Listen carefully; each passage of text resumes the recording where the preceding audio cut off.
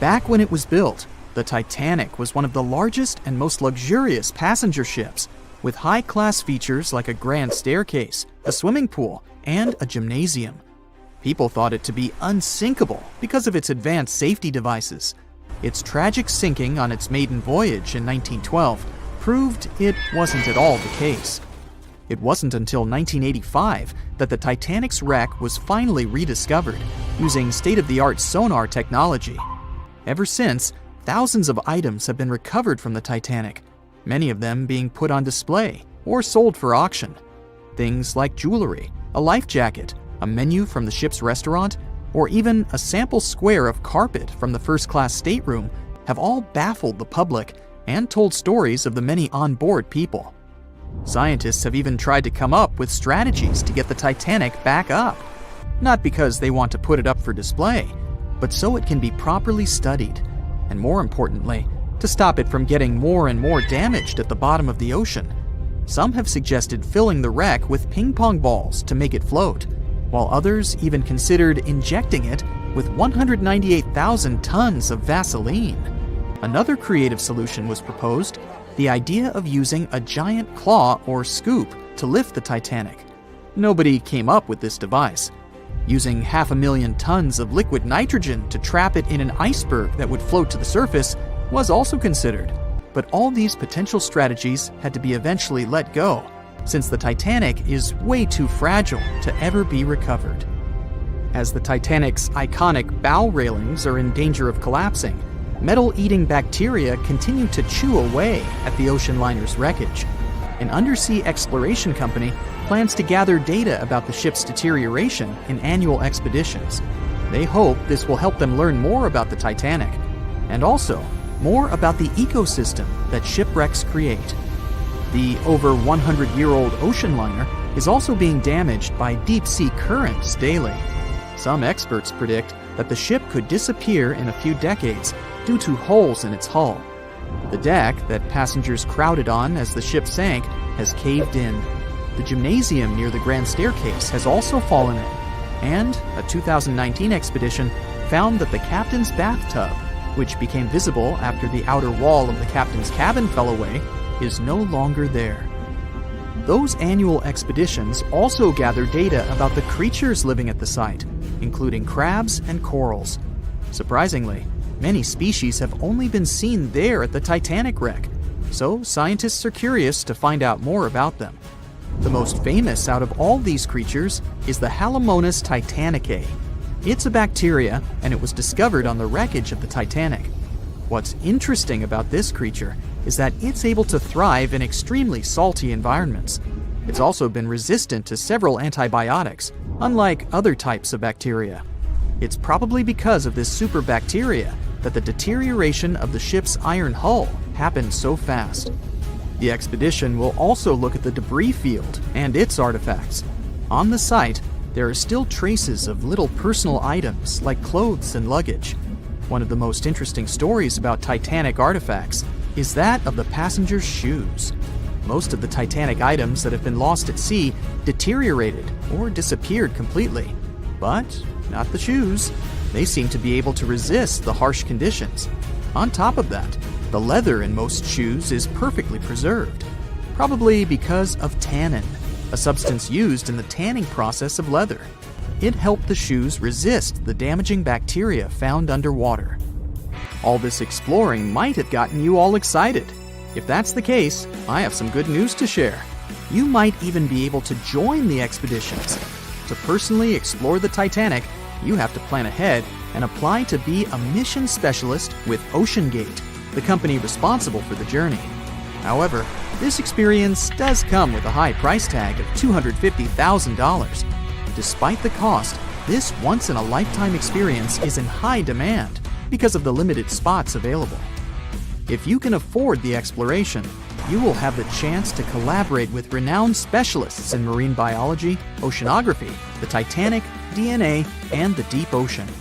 Accommodations and meals on the dive support vessel are also included, as well as training and guidance from specialists before and during the mission. Lastly, you don't even need to bring your own gear, as the expedition equipment is included as well. Sure, ships have evolved and modernized over the years, and these days we have technology that is way better than that available on the Titanic.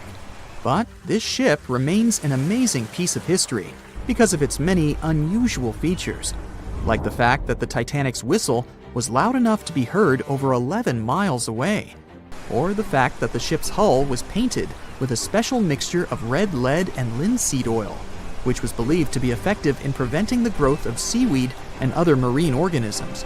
However, despite popular belief, the ship's iconic fourth smokestack was not functional and was only used for ventilation and aesthetics. Probably one of its biggest flaws was its number of lifeboats. Despite its size and luxury, the Titanic only had 20 lifeboats on board, which were not enough to save all of its passengers and crew once it hit the iceberg. The Titanic may be the most famous shipwreck, but it's not the only one. The fleet of Kublai Khan tells a similar story. This one was a large naval force commissioned by the Mongol ruler Kublai Khan in the 13th century. The fleet was intended to travel to Japan and establish the Mongols as powerful rulers in the region. However, in 1281, the fleet was supposedly caught in bad weather and was seriously damaged, with many ships being destroyed. Legend has it that the fleet was torn down by a massive typhoon that came to be known as the kamikaze, or divine wind. This strong storm was believed to have been sent by the higher spirits to protect Japan from the Mongols. The truth about its disappearance remains a mystery to this day. However, the wreckage of the fleet, or parts of it, appears to have been discovered in the 1980s by Asian archaeologists. They dug across the site and studied the remains of the ships at a location near Imari Bay. The shipwreck is, to this day, considered to be an important archaeological discovery. That's because it informed us how well prepared the Mongols were back in the day in terms of their ships. Another tragic story is that of the RMS Empress of Ireland. This was a British passenger ship that operated until May of 1914. This is when the ship was sailing from Quebec City to Liverpool, but it ran into the Norwegian collier SS Storstad in the fog off the coast of Rimouski, Quebec. The collision caused a large hole in the side of the Empress of Ireland, and the ship began to quickly take on water and sink. The crew and passengers were caught off guard, and many were unable to evacuate in time. In total, 1,012 people were lost in the disaster, making it one of the worst maritime collisions in Canadian history. Rescue efforts were hampered by poor visibility and the fact that many of the lifeboats were damaged or unusable. Only 465 people survived the sinking, and many of them were rescued by the Storstad, which had remained in the area despite its damage. The sinking of the Empress of Ireland was a national tragedy in Canada, and it led to changes in maritime safety regulations and the establishment of a Coast Guard.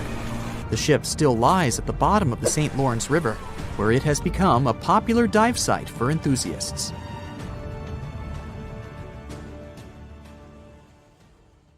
In 1998, a diver picked up a strange sonar blip next to the wreck of the Titanic.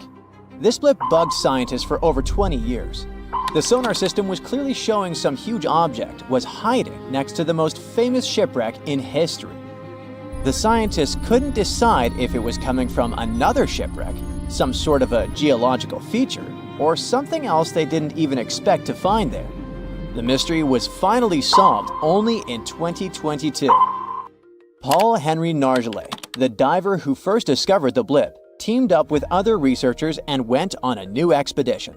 They found a whole deep-sea reef made up of various volcanic formations and packed with marine life 9,514 feet under the surface. It turned out the reef was the source of the mysterious blip the sonar had detected. They found sponges, corals, fish, lobsters, and other creatures on top of the basalt ridge. The team made a lot of pictures, videos, and took water samples to study later. They're using computer models to figure out how all the animals and plants found there survive in the deep sea. This can help scientists solve the old mystery of how sponges and corals can spread out across the ocean. These creatures need something solid to hold on to as they grow and multiply. But they also survive in muddy places where it's hard to find these solid surfaces, and it's important for scientists to understand what helps them do it. All of this research is part of a bigger project to see how fragile underwater worlds might change or survive in the future. There's another mystery near the Titanic that Nargeolet wants to explore in the future. He noticed another blip between the Titanic and a newly discovered reef a long time ago. Nargeolet thinks this new mystery object might be even bigger than the reef. The Titanic is lying on the ocean floor in two big pieces pointing in different directions. After it had sunk, the boilers, which show where it went down, were found about 600 feet east of the back end of the ship. The bow of the Titanic remained intact when it hit the seabed, but the stern was completely mangled because of the implosions it went through during the descent. The air trapped within the structure just couldn't handle the increasing pressure of the water deep down. Some people who survived the famous shipwreck mentioned that they had seen the ship break in half as it was sinking. At first, no one believed them, but now we know that the Titanic really did split apart between its second and third funnels as it was going down into the water. It took the most famous ship in history 2 hours and 40 minutes to submerge completely. The collision let water flood 6 out of 16 watertight compartments. As the water gushed into the starboard side, the ship started to tilt down in the front and a bit to the right. By midnight, the damaged compartments were spilling water into others. Water started flooding through anchor chain holes, and by 2 a.m., the bow was sinking and the stern's propellers were lifted out of the water. The ship kept flooding until the moment the bow went under the water and the stern went up at a steep angle of almost 45 degrees. The weight of those massive propellers stressed the ship's midsection. The steel just couldn't handle it and failed. Survivors described that moment as some loud noise, like breaking china. That was the Titanic's upper structure giving in. By 12 past 2 a.m., the bow and stern were only connected by the inner bottom structure. Minutes later, the bow, weighing around 16,000 tons, broke loose from the stern. The stern rose sharply to an almost vertical position and started sinking slowly. By 2:20, it disappeared underwater. During the descent, the big funnels were torn off, dragging along cables and other parts of the ship's deck. The ship's front mast also broke and fell, smashing onto the bridge area. The wheelhouse where the captain steered the ship was probably destroyed when the mast came crashing down. The bow was cruising down at about 23 miles per hour and had hit the ocean floor almost half an hour before the stern. The hit was so hard that it bent and broke parts of the ship even more. The decks at the back of the bow collapsed on top of each other. The area around the bridge where the ship was controlled looks especially damaged, almost like a giant fist had squashed it. The roof and sides of the officers' quarters and the gym were pushed in, and railings were bent outwards. Some experts think that when the bow suddenly stopped sinking, a powerful blast of water caused by the sudden halt smashed down onto the wreck. It caused even more damage, but you can't see the damage from when the Titanic hit the iceberg anymore because it's buried under the mud. If you want to go check it out yourself, you must know that the waters around the Titanic are still really, really dangerous. First off, the icebergs are still wild in the area. In 2019, a total of 1,515 icebergs floated far enough south to get into the paths where ships travel across the Atlantic Ocean between March and August. Second, sunlight can only reach about 3,300 feet below the surface, and beyond that, it's completely dark. The area where the Titanic lies is called the Midnight Zone because there's no light at all. When scientists go down to explore the Titanic, they spend over 2 hours descending through pitch-black water before the ocean floor suddenly appears under the lights of their submersible. Seeing anything down there is tough because the submersible's lights only light up a few feet ahead, so it's easy to get lost. To help find their way, explorers use detailed maps of the Titanic wreck site, built over many years, and special tools like accelerometers and gyroscopes to track the ship's position and orientation. Even with all this technology, it's still really hard to find your way down there. Plus, the deeper you go in the ocean, the more pressure there is from the water all around. At the bottom of the ocean where the Titanic rests, the pressure is about 390 times higher than what we feel at the surface. Because of this, subs need to have really thick walls to survive these extreme conditions and keep the people inside safe. The currents down there aren't as powerful as on the surface, but sometimes so-called benthic storms can create powerful underwater currents that can sweep things away from the ocean floor. The Titanic is affected by them. The currents near it mostly flow from east to west and from northwest to southwest, but they can change direction a lot, especially around the bow section of the wreck. Many experts think that over time, these currents will move enough sand and mud to cover the Titanic wreck with layers of sediment. After more than 100 years underwater, the Titanic slowly started to break down. Tiny microbes have been eating away the metal over the years. This created rusty icicle-like formations called rusticles. These rusticles are making the ship fall apart even faster, especially on the back part. Scientists believe this wreck is breaking down 40 years faster than the front. The wreck is slowly collapsing bit by bit every year, but as long as no one touches or goes inside it, it should stay mostly intact for now. And finally, scientists have found evidence that huge landslides happened around the Titanic wreck long ago. These landslides sent tons of sediment sliding down from the nearby continental slope. They think the last big landslide like this happened tens of thousands of years ago and left layers of sediment up to 328 feet thick. But don't worry, these events are super rare. Meet Arthur John Priest. No, he isn't famous for being a painter or for discovering some long-lost treasure. He didn't invent some cool gadget or break any world records. No, Arthur John Priest is famous simply for being unsinkable. Proving one can be both lucky and unlucky at the same time, Priest was involved in and survived several mishaps at sea, including the fateful maiden voyage of the Titanic.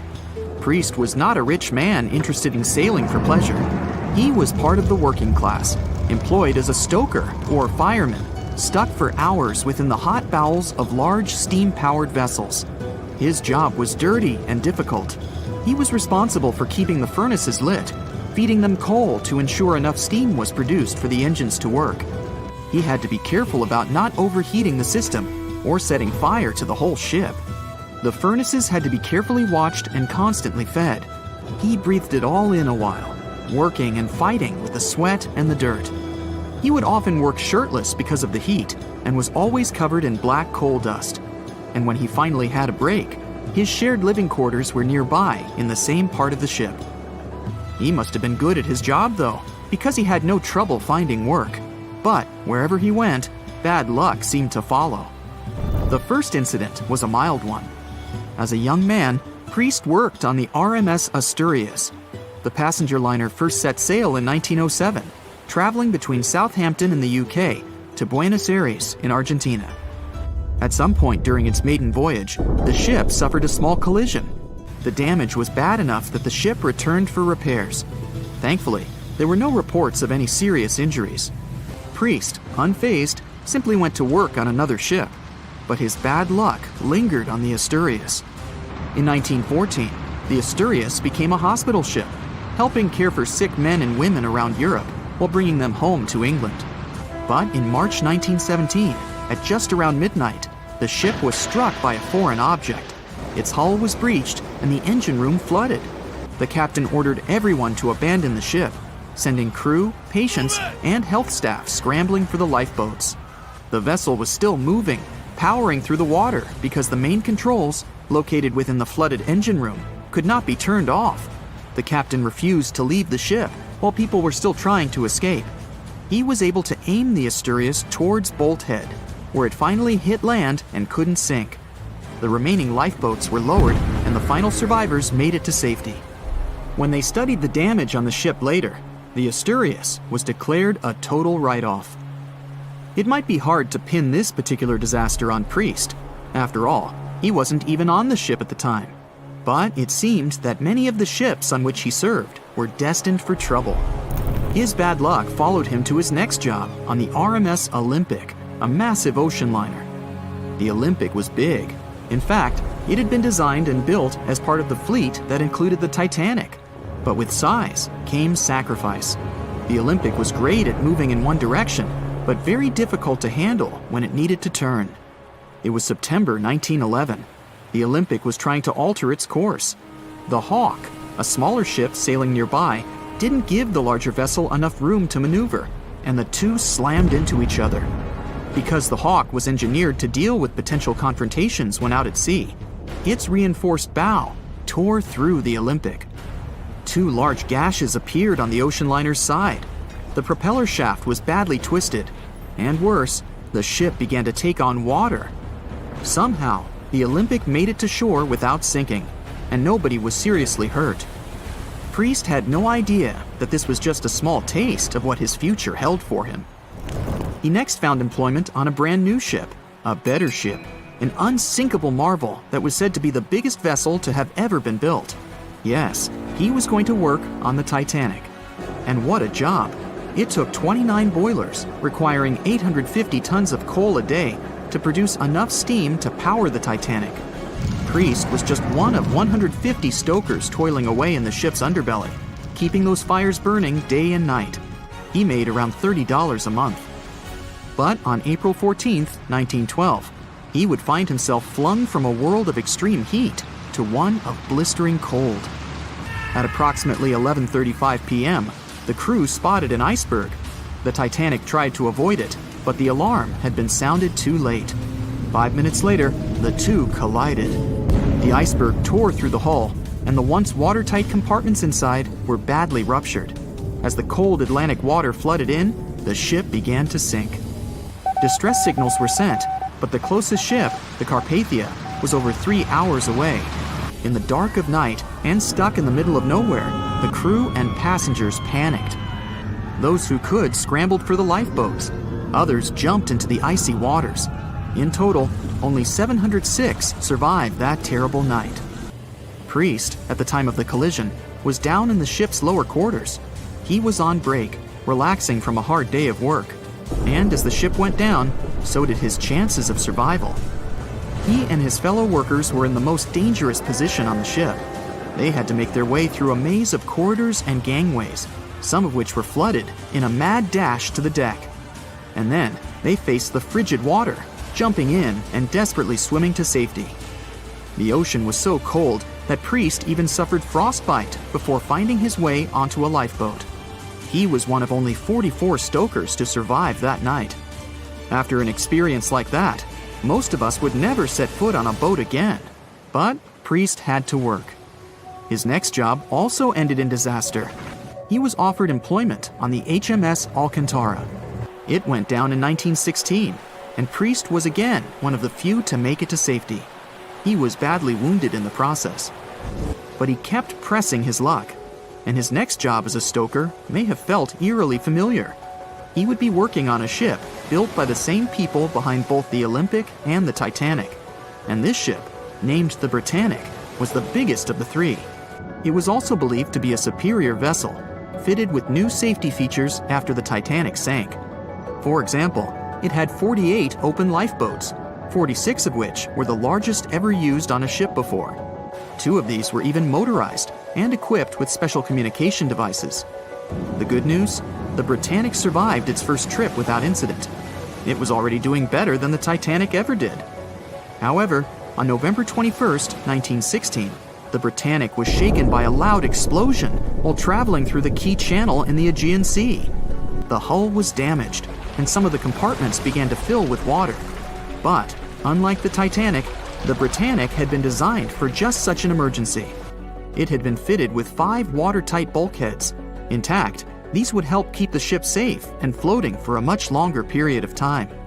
But there was one issue. Portholes along the lower decks had foolishly been left open. As the ship tilted, the portholes let in water, which flooded the Britannic and hastened its descent into the sea. This effectively made those watertight bulkheads useless.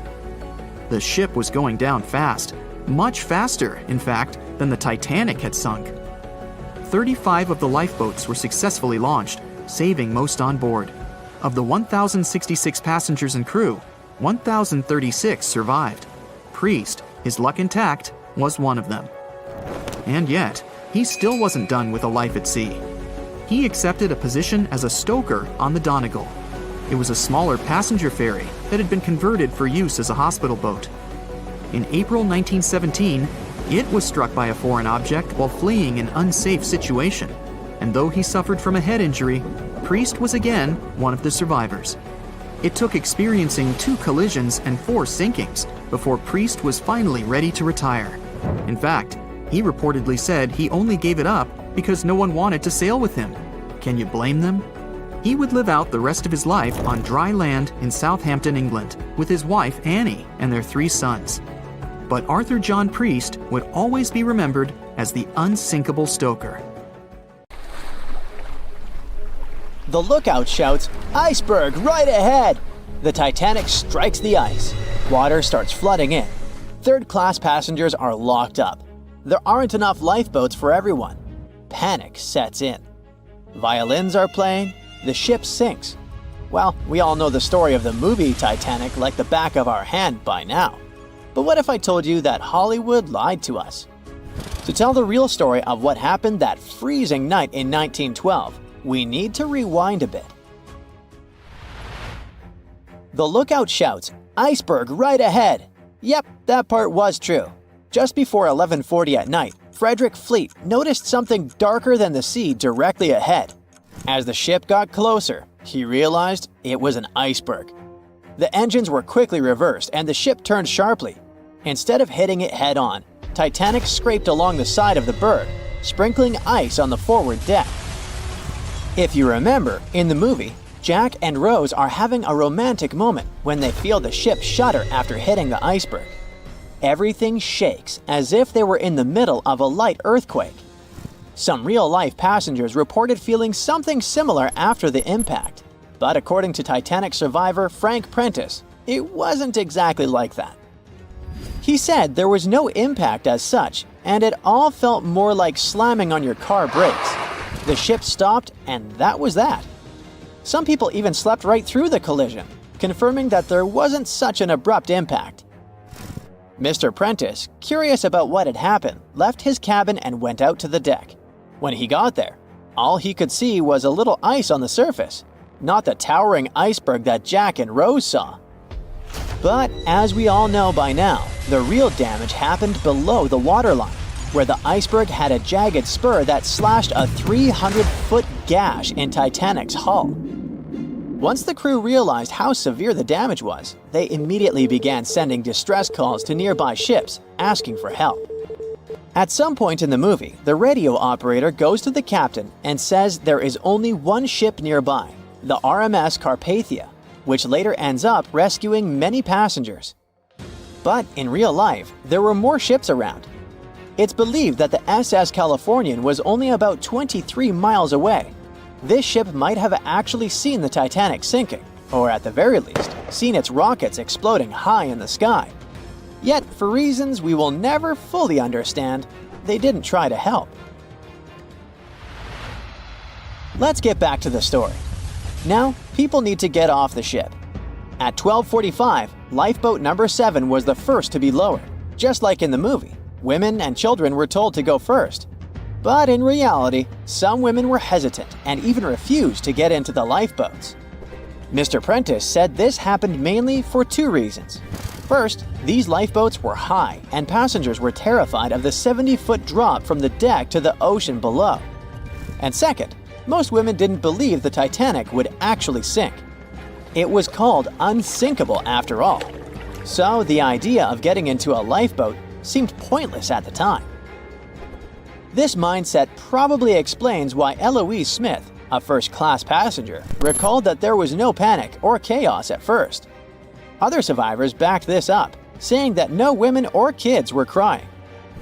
But one thing that was indeed concerning, at least for the crew, was the possibility that the lifeboats might buckle under too much weight. This is one of the theories why the first few lifeboats left carrying only a fraction of their full capacity. Like lifeboat number 7, which only carried 27 people in it. even though it could hold up to 65. In total, Titanic had 20 lifeboats, which could carry about half of the 2,200 people on board that night. But that didn't happen. And now we know the passengers had no idea there weren't enough for everyone. As women were calmly getting into the first lifeboats, musicians headed up to the deck. Their only goal was to play and keep the passengers calm. That's a pretty well-known fact.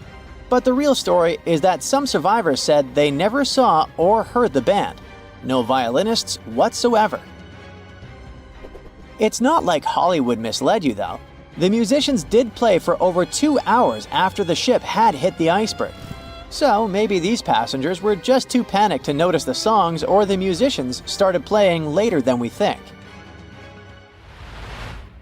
Now, it's time to talk about the terrible treatment that third-class passengers received. The movie portrayed the crew as cruel, locking the less fortunate below deck like animals, giving them no chance to reach the lifeboats and save their lives. But the official inquiry into the disaster suggested that wasn't true. I mean, yes, fewer third-class passengers survived compared to those in first and second class, but there were other factors at play. Many third-class passengers were reluctant to leave the ship, clinging to their belongings, and had a harder time making their way up from the cabins, which were at extreme ends of the ship. Some survivors confirmed that they were not locked up. In fact, it was quite the opposite. Mrs. George Wabi, a Lebanese woman traveling in third class, said that when chaos had erupted, some brave crew members and well-dressed first-class passengers had actually helped her get up to the first-class deck and eventually onto a lifeboat. At first, the Titanic was sinking slowly, bit by bit. Passengers reported seeing the water rising and hearing pops and cracks. Then, there was a loud boom. Some said there had been just one explosion, while others described it as a series of smaller explosions, which they'd thought had been the bulkheads giving way. And there's also a group of people who said they had only heard a rumbling sound. So not everyone agreed on the sound they had heard, but one thing is a fact. By 2:18 in the morning, the lights on Titanic went out, and the ship plunged into complete darkness. As the bow continued sinking, the stern rose out of the water, putting immense pressure on the middle of the ship. This caused the Titanic to break in two. In James Cameron's movie, this moment is pretty dramatic, with the ship sinking almost straight down into the water. But in reality, the break probably happened at a much lower angle, likely just below the waterline. Even so, it tilted enough that people couldn't stay on their feet and started sliding into the water. One interesting thing is that it wasn't until the wreckage was found in 1985 that it was finally confirmed the Titanic had broken apart. Up until then, survivors had given conflicting stories. At least 8 survivors claimed they had seen the ship split. Emily Ryerson, a first-class passenger, described it as if the Titanic had been sliced in half with a knife.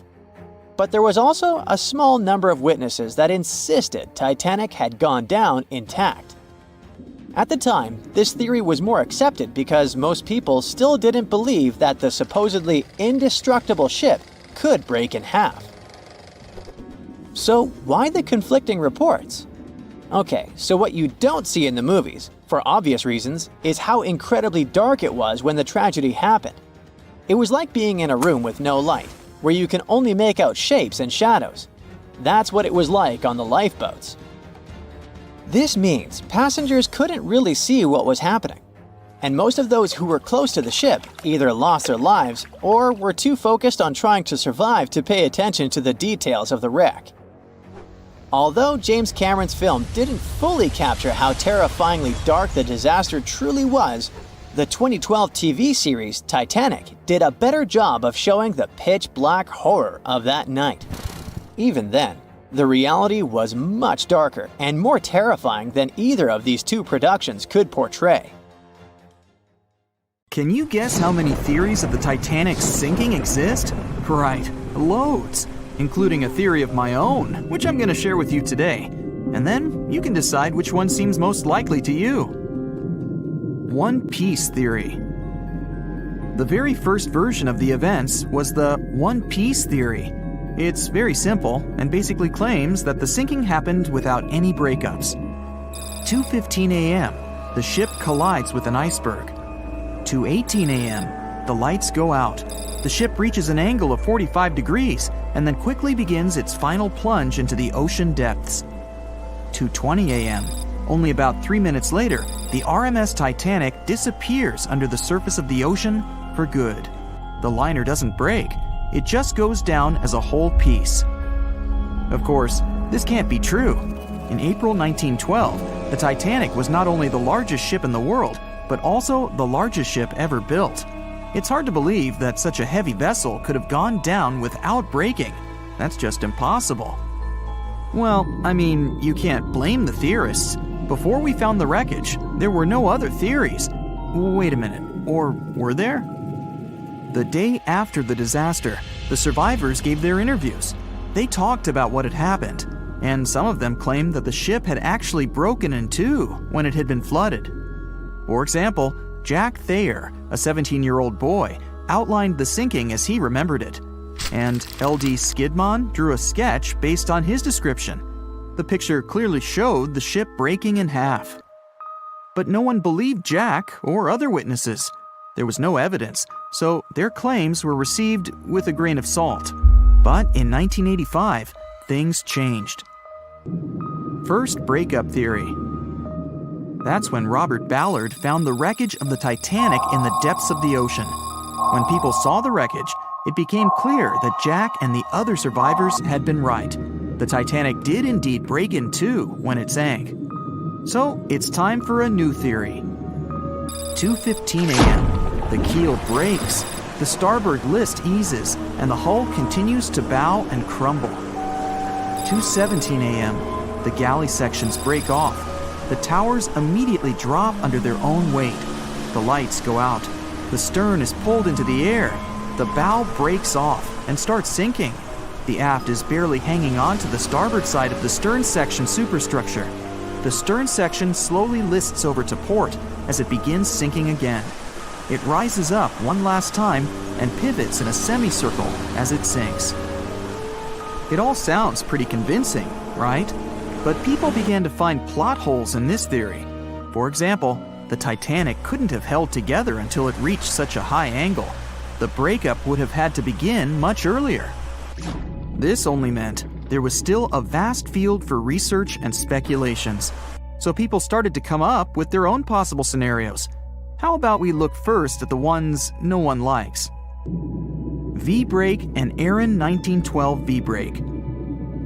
According to the first breakup theory, the Titanic reached a high angle, and the weight of its unsupported stern caused it to crack from the top down. But it's physically impossible. So, are there any other ideas? In 2006, Roger Long, a naval architect, decided to research a so-called V theory. 2:17 a.m. The breakup begins at a shallow angle, perhaps as little as 11 degrees. The upper structure fails and starts to crack. At this moment, only its double bottom is holding the Titanic together, but it starts to bend under the strain too, failing the ship. Water is pouring through the crack. It increases the weight in between the two sections, bending the Titanic the other way and pulling it into shape somewhat resemblant to the letter V. The upper decks get mangled and bent together. The bow heads for the bottom, and the stern is the last to sink. This theory has since been disproven many times, though. Roger Long believed it because the broken edges of the upper decks in the Titanic's bow section were all mangled and crushed. However, we have learned that it happened because of the so-called hydraulic downburst, the force of the water crashing into the deck as the Titanic hit the ocean floor. Another V-break theory states that the bow had risen out of the water after the break. This theory was mainly peddled by one former Titanic enthusiast. But not only has this theory been proved to be physically impossible due to the bow's incredible mass, it was also inspired by incorrect information. Remember Jack Thayer? Well, it was based on his sketch and the words of a couple of passengers. But the truth is, None of them had ever seen the Titanic break down like this. Jack himself even stated in an interview that the sketch was completely out of context to what he had actually seen. It was drawn by a passenger on the Carpathia, the ship that received the Titanic's distress signal and came to its aid. It couldn't be used as evidence. Now that we know this, let's move on to the theories that most people believe in. James Cameron's banana peel theory. Who hasn't seen the legendary movie about the Titanic, right? It became the leader of the 70th Academy Awards ceremony in the number of nominations and awards, and deservedly so. But did you know that James Cameron had been interested in the Titanic for many years and studied the ship's history? His books and research are very detailed, and he even came up with his own version of the events. It's called the banana split theory, and this is actually what you could see in the movie. Here's how it goes. The Titanic reaches a 23-degree angle and fractures down to the keel. The double bottom acts as a hinge as the stern falls down. When the double bottom fails, the bow and the stern separate. The stern lists to port, standing vertically, and then begins to go underwater. This theory is the most scientifically accurate one, along with Roy Mengat's theory. Wait, who's Roy Mengat? Mengat theory. Roy Mengat was an engineer who came up with the most plausible theory for the time being. 2:17 a.m. The lights go out on the Titanic. At this moment, the ship is at an angle of 20 to 23 degrees. Suddenly, the vessel snaps in two just around the third funnel. It causes the stern to settle into the water. The keel fails first. The draft and lower hull are crushed and break apart. Water surges into the bow and stern of the ship through the huge cracks, causing the bow section to sink beneath the waves. The stern rises up to the angle of 70 to 90 degrees, and then it sinks too. This theory seems to make the most sense, but it's quite controversial. The survivors who saw the breakup stated that the stern had settled back with the bow completely missing.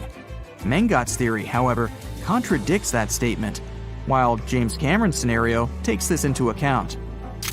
Are you thinking what I'm thinking? The truth must be somewhere in the middle. My version. Now, as promised, I'll provide you with my version of the events. Well, it's not really my theory, more like a combination of Roy Mengat's and James Cameron's ones. I believe that James Cameron was right about the breakup. 2:17 a.m. The ship is at a high angle. The lights go out. Then it snaps into two pieces. The bow starts sinking. The double bottom is still attached to the stern for a minute or so. Once the double bottom fails, the two parts separate and the bow goes down. Then, as Mengat said, the stern rises up at a high angle, and then it begins to sink vertically. It might have actually happened because the survivors stated that they had seen a clean break. This means it couldn't be hidden. And they had also seen the stern staying vertically in the air for a long enough time, probably a few minutes, before disappearing. Anyways, all of these are just speculations. Regardless of how the Titanic broke apart and sank, it was a great tragedy. It's already been 110 years since the Titanic collided with an iceberg and sank. Did you know that in 2022, the Blue Star Line Company is completing the construction of an exact replica of the Titanic? Called the Titanic II liner, the ship will be sent sailing along the same route with 2,400 people on board. Let's hope that everything goes well for them. Staying in the water that's 70 degrees Fahrenheit for a long time definitely won't do your health any good. A water temperature of 50 degrees Fahrenheit is a nightmare. It feels much colder than the air of the same temperature. The passengers of the Titanic were in 28 degrees Fahrenheit water. Can you imagine how cold it was? Even the iceberg that the Titanic met was warmer. The water didn't freeze because of the high salt content. But what if the temperature had been higher? What if the Titanic had sunk in warm water, say 120 degrees Fahrenheit? Theoretically, this could have happened had the waters of the North Atlantic met a warm undercurrent from the southern part of the ocean on disaster day. But this heat wouldn't have been enough. The ocean area is too vast, and the temperature is too low at night. The warm undercurrent alone wouldn't have made a difference for people who were overboard. But if the Titanic had sunk in another place at one particular moment, perhaps then all people could have been saved, thanks to an incredible natural phenomenon. Now, on board everybody, our voyage to a parallel universe begins. It's a moonless night on April 14th through 15th. The Titanic crashes into an iceberg. Icy water floods the lower decks. The captain sends a distress signal. The nearest rescue ship, Carpathia, is 58 miles away from the sinking Titanic. At maximum speed, Carpathia will get there in 4 hours. That's quite long, even in warm tropical waters, since your body loses heat anyway. The Titanic begins to sink. The crew downs lifeboats. Some of the passengers jump overboard. The ship is going under the water. There are no boats left, so you jump along with other passengers. It feels as if you got inside a huge iceberg. The water is so cold that it's hard for you to move. You can't even scream because there's no air in your lungs. But at this moment, you feel a pleasant warmth coming from the depths. The heat rises above your knees and waist, then reaches your neck. Finally, you regain control of your muscles and can breathe deeply. You notice that all the other passengers feel the same warmth. The water becomes a little hot. It makes you happy. But in a moment, horror replaces your delight. The ocean begins to foam. And not because of the high temperature, but because something is rising from the ocean floor. You hear a heavy, low sound coming from the depths. It's not a sinking Titanic, but something bigger. You can see a huge iceberg nearby. It's melting, and a huge chunk is breaking off from it.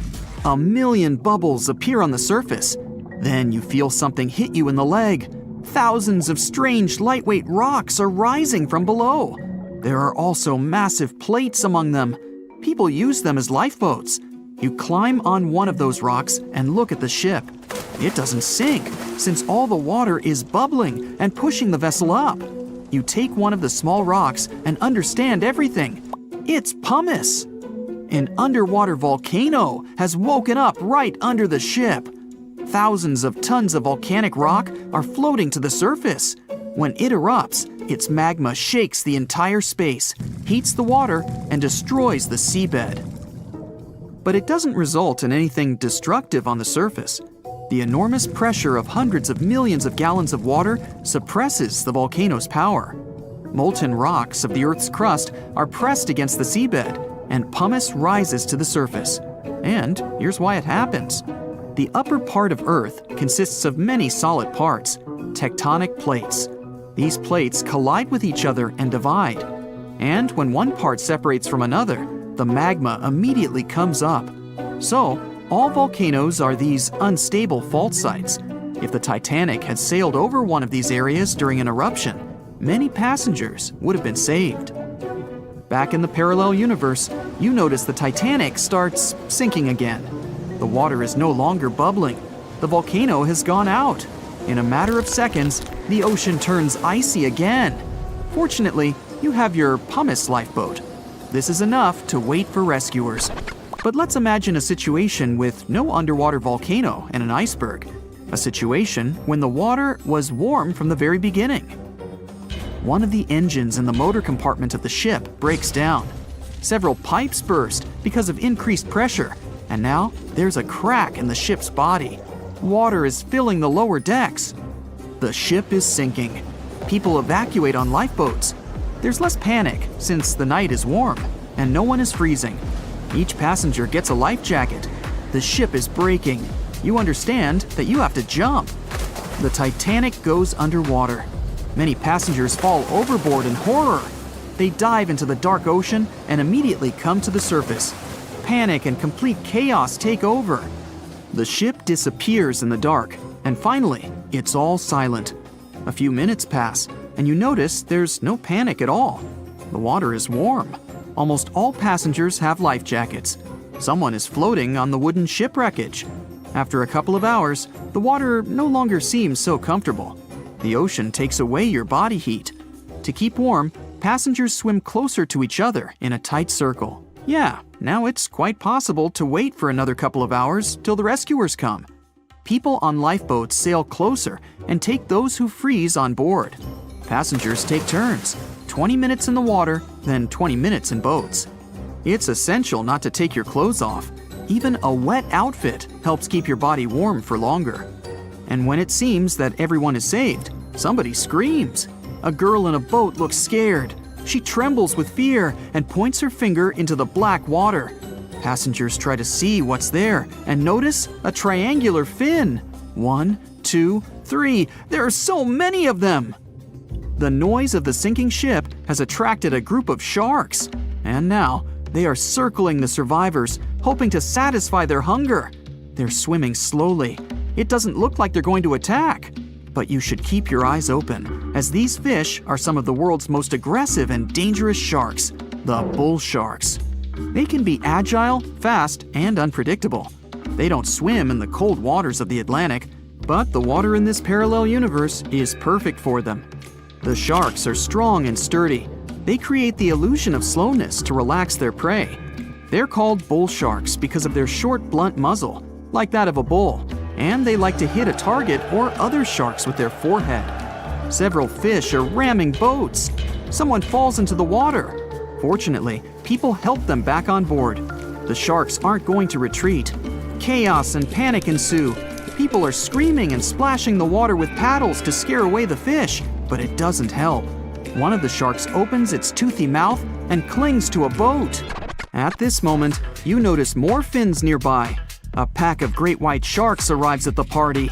They are some of the most dangerous animals on the planet. They're big, fast, and strong, and their 300 triangular teeth lined in several rows are sharp as blades. Great white sharks swim around the boats and scare away the bull sharks. You fall off the boat and see a big fin approaching you. Fear awakens the survival instinct in you. You're trying your best to swim away from the shark as far as possible. Of course, it's useless, since the shark is much faster and will definitely catch you. You feel your foot touching the shark's nose. The other foot gets into the toothy mouth. You scream in horror. After a second, the shark lets you go. Great white sharks rarely attack people. If they bite, it's just to test you. After all, the shark's favorite prey is seals. It simply loses interest if it realizes you aren't a seal. But if the shark is starving, it doesn't matter to it what kind of prey you are. Lucky for you, this one is not like that. Those survivors in the boats have almost nothing to fear either. Great white sharks don't attack them. They can push boats slightly, but only to test them. The great white shark is swimming away from you. But a bull one appears, and it looks like it's hungry. The shark is swimming towards you, opens its mouth, and a loud ship horn penetrates the water. This is the RMS Carpathia that has come to the rescue. All the sharks swim away scared. All passengers are saved. Back in our universe, another ship that had been nearby could have saved the passengers much earlier. But that's another story. Now, it's been barely a century since the Titanic sank, but scientists say that already, within just a few decades, its wreckage could disappear almost entirely. Meanwhile, a Greek wooden shipwreck that's around 2,400 years old is still looking good. Is it because of some ancient shipbuilding magic, the materials, or something entirely different? Well, let's find out. In the red corner, the infamous Titanic really doesn't need an introduction. It was the largest ship of its time, stretching nearly 900 feet in length. Constructed using strong steel plates and held together with iron and steel rivets, it was powered by coal-fired steam engines. Inside were dining rooms, elevators, even a swimming pool. In 1912, Titanic set out from Southampton, heading for New York, with about 2,200 people on board. 4 days later, it hit an iceberg. The hull tore open, water rushed in, and the unsinkable ship went to the bottom of the North Atlantic, nearly 2.5 miles down. When explorers finally found it in 1985, it looked surprisingly complete, with 2 large pieces mostly intact. But time, pressure, and salt water have been eating away at it ever since. Parts like railings have fallen apart, decks have sunk, and entire sections are starting to break down. At this rate, experts believe that by around 2037, most of what's left could be gone. Meanwhile, in the blue corner is the Greek Challenger. In 2018, researchers exploring the Black Sea made a very different kind of discovery. About 6,600 feet below the surface, they found a Greek merchant ship that sank around 400 BCE. Now, it's only about 75 feet long, but it's still clearly recognizable as a ship. The mast and rudder are visible. It was most likely a cargo ship, built for short and medium-range trips, transporting goods between ports rather than across open oceans. Whatever happened, it sank deep in the Black Sea and stayed there, surprisingly well preserved. The wood hasn't disintegrated, and the shape of the ship is still easy to recognize even after so much time. This doesn't seem possible, but the explanation is really cool. In almost every situation, wood is far less resilient than steel. Steel is one of the strongest materials humans have ever made. It can handle huge pressure and heavy loads for years. That's why modern ships, skyscrapers, and bridges are built from it. Wood is soft, flexible, and much weaker. It deteriorates rather quickly, especially when exposed to sunlight, oxygen, and water. Wooden shipwrecks are doomed to disintegrate sooner or later. Salt water soaks in, fibers break down, and living things start to eat it.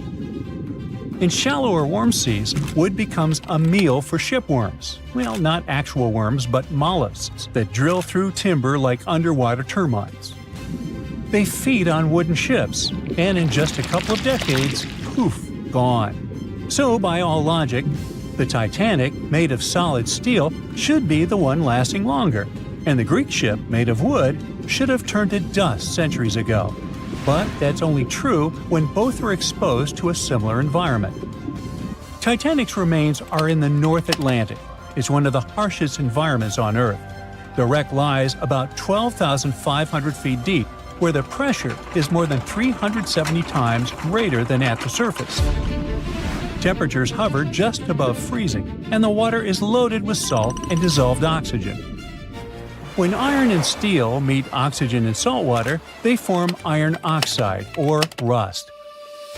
But the Titanic's decay isn't just chemical, it's also biological.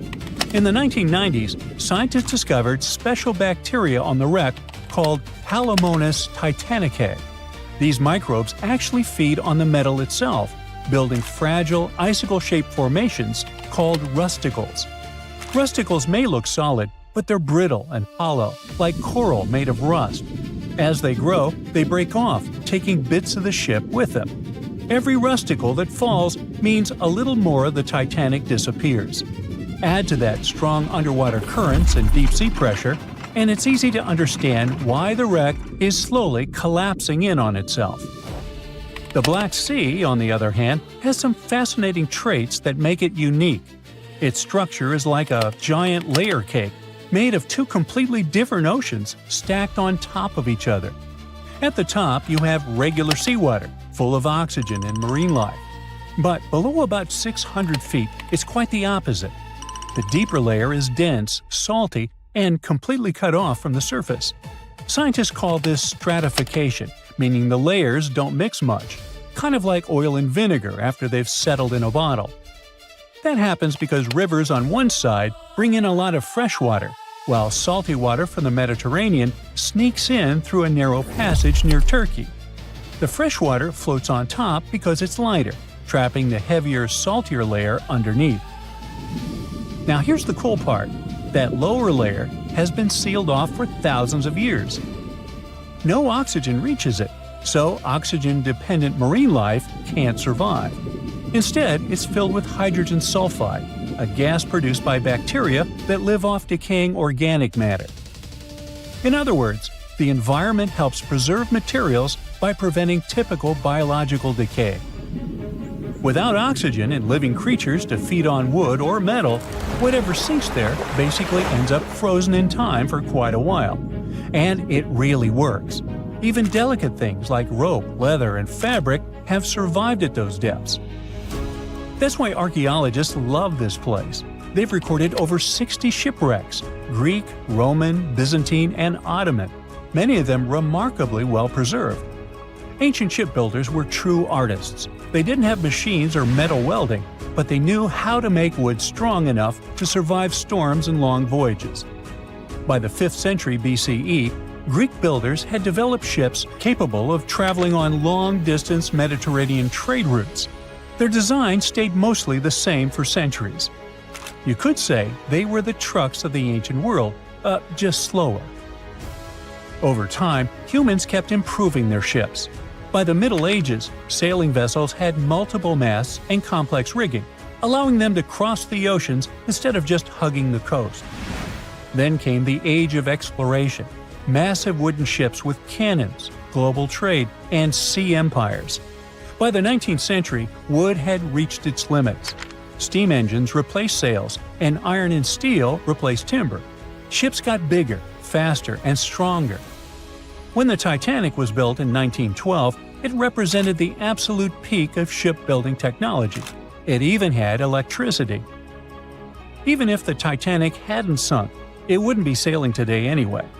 Maybe it'd be a floating museum. One thing is certain, though, it would have been a vastly different movie. Today, scientists are racing to preserve both kinds of shipwrecks, the ones frozen in time and the ones fading fast. In the North Atlantic, robotic submarines are mapping the Titanic with 3D scans before the wreck collapses completely. Meanwhile, in the Black Sea, underwater drones explore without disturbing anything, capturing ships that look almost new, complete with anchors, pottery, and carved decorations. Because the seabed there has been closed off since forever, it's not just ships that survive. Ancient pots, tools, and even traces of villages still lie buried in the dark, undisturbed layers of silt. It's one place you need on your map if you are into sea archaeology. But not all shipwrecks are left untouched. Around the world, an increasingly common approach is turning select historic wrecks into managed underwater museums. Instead of keeping them out of reach, scientists and conservationists are inviting divers to explore them responsibly. For example, off the coast of Greece, one ancient shipwreck from the classical era now serves as a protected dive site. In most cases, moving sunken boats is impractical and risks damage. They're safer underwater until some new technology arrives. Maybe we're not that far from the future where commercially available submarines could allow everyone to see the great Titanic firsthand. That's highly unlikely, of course. But in case of a what-if scenario, we just have to hope it happens while the ship is still there. Over a century ago, the Titanic struck an iceberg and sank to the bottom of the Atlantic Ocean. Of the 2,240 people on board, only around 700 survived. Since then, the tragedy has been the subject of endless movies, documentaries, and books. And though we've learned a lot about the ship and many of the people on board, we hardly know anything about the iceberg responsible for the catastrophe, especially anything concerning its size. But maybe we can find some clues. The Titanic was constructed by the White Star Line as part of its new fleet of passenger liners. At the time, it was the largest ship ever built, and it lived up to its name. The ship was 883 feet long, equal to 2.5 soccer fields placed end to end, and 175 feet tall, which is close to 10 giraffes standing on top of one another. From the waterline to the deck alone, the boat was 60 feet high. That's close to the height of a 4-story building. The Titanic was big enough to have veranda cafes, a restaurant, a reading and writing room, a Turkish bath, a gym, and squash courts. There was even space for a swimming pool. The liner could carry a total of 3,300 people, including 2,435 passengers and 900 crew members. Although luxury was important, safety was paramount. The Titanic had been designed to have 16 watertight compartments below its deck. If the ship's hull was somehow compromised in an accident, up to 4 of these compartments could take on the water, while the remaining 12 would keep the ship afloat. Philip Franklin, vice president of the White Star Line, said this was what made the ship truly remarkable. It's believed that the man said, "There is no danger the Titanic will sink. The boat is unsinkable, and nothing but inconvenience will be suffered by the passengers. He was so very wrong. The ship left England for its first and last voyage on April 10, 1912. And all it took was a single iceberg to bring that mighty vessel down. Icebergs are fascinating. They are formed during a process called calving, when large chunks of freshwater ice break free from glaciers and float away into open water. They eventually melt away and disappear. In the northern hemisphere, the majority of these icebergs come from Greenland. In the south, they come from Antarctica. What you see on top of the water is only a small portion of an iceberg. This is just the tip. Most of it, up to 90%, is hidden under the water. Only when you examine pictures of the entire thing can you truly appreciate how massive icebergs are. It's the part of the iceberg you can't see that is often the most dangerous. Beneath the waves, it can have jagged edges in random places.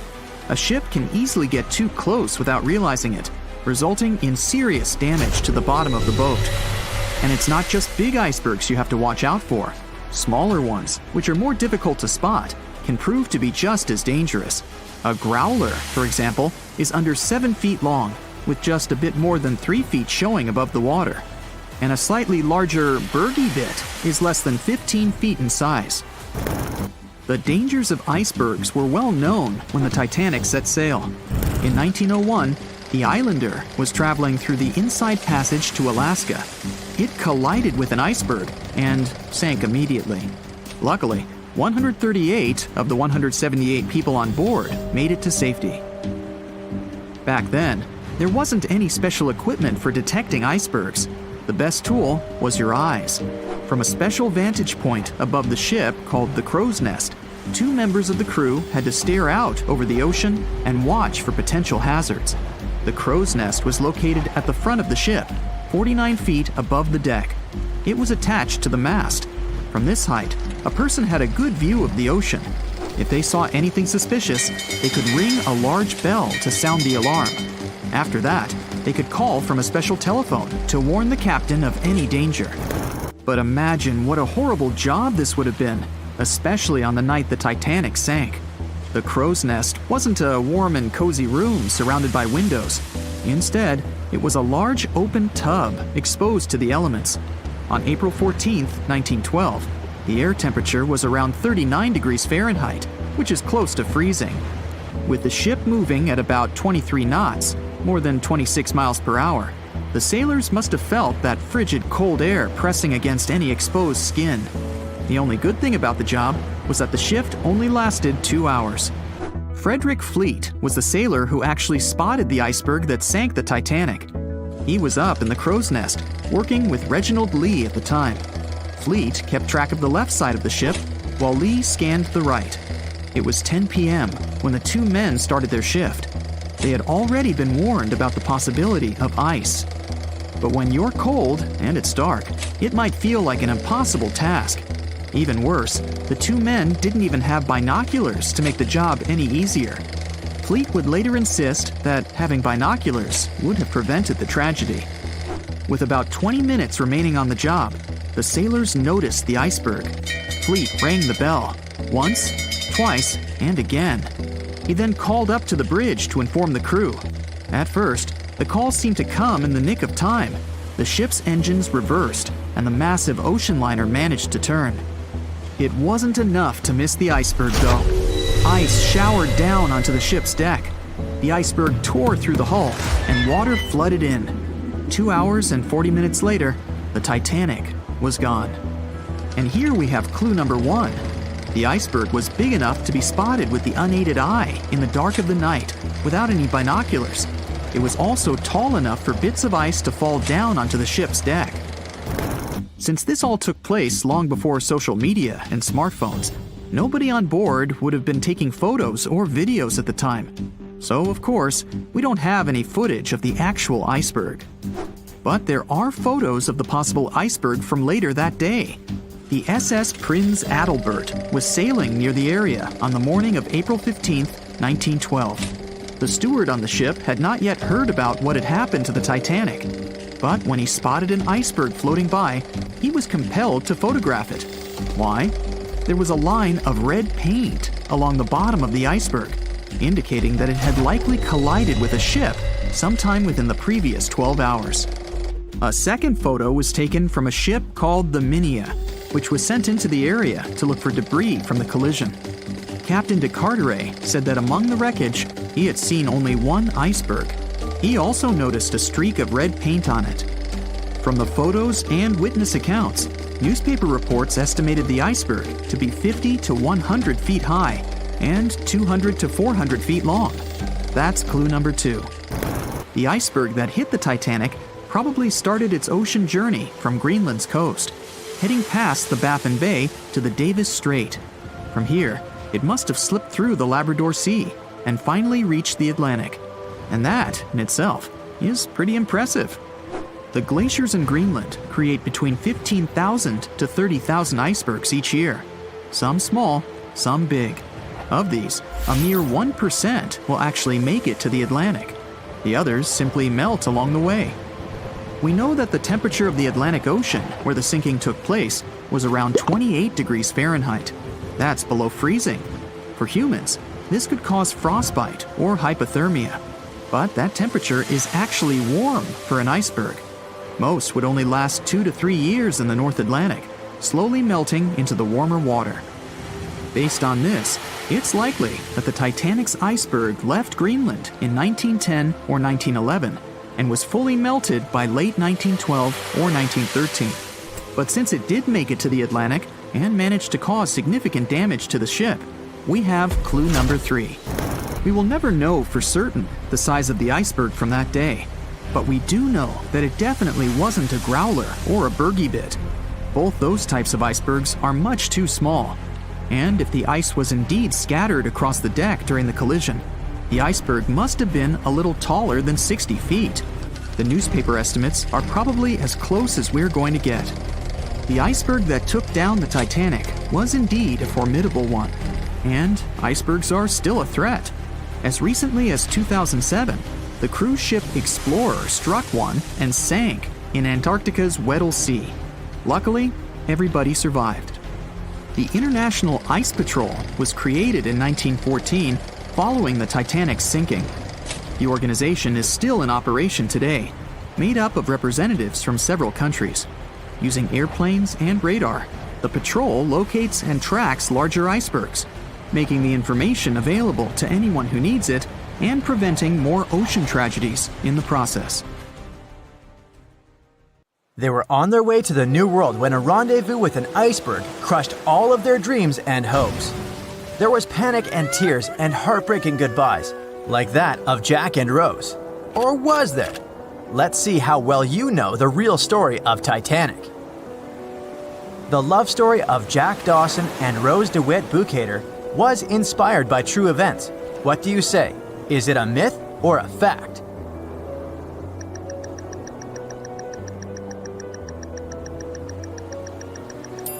The most emotional Titanic love story was actually all made up by the screenwriter and director of the famous movie, James Cameron. Some passengers featured in the movie were real though, and by a mere coincidence, there was a J. Dawson on board. His name was Joseph, not Jack, and he worked as a coal trimmer. The most expensive object lost with the Titanic was a painting by Pablo Picasso. What's your take on this one?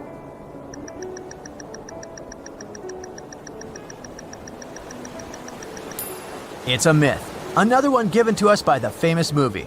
The most valuable item that went down with the Titanic was probably a Mary Joseph Blondell painting, created in 1814. Some other valuable items were a violin that belonged to Wallace Hartley, the musician who insisted that they had to play till the very last moment. There was also a 1912 Renault Type CB Coupe de Ville that would now cost millions of dollars, a handwritten manuscript by Joseph Conrad, first edition essays by Francis Bacon, 5 Steinway grand pianos, and, of course, some fine china plates and cups and first-class passengers' jewelry. The Titanic was the largest and the most luxurious passenger ship of its time. Does it sound real to you?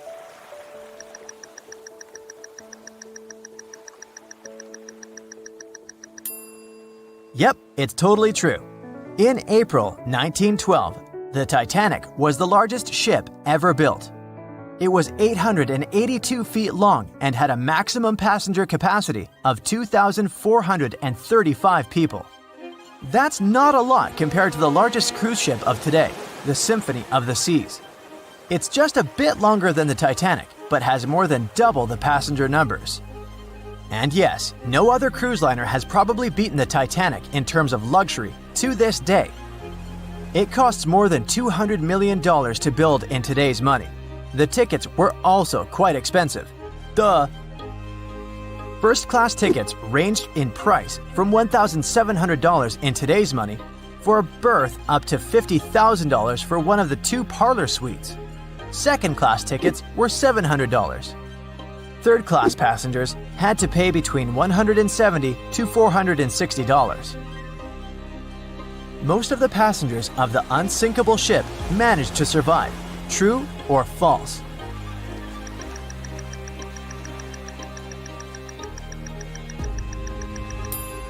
Sadly, it's false. Only 37% of all the passengers actually survived the meeting with the Titanic. Around 61% of the first-class passengers, 42% of the second-class passengers, and 24% of the third-class passengers made it out alive. The Titanic was passing through the Bermuda Triangle when things went wrong, and that's probably why it sunk. What do you say? Myth or reality?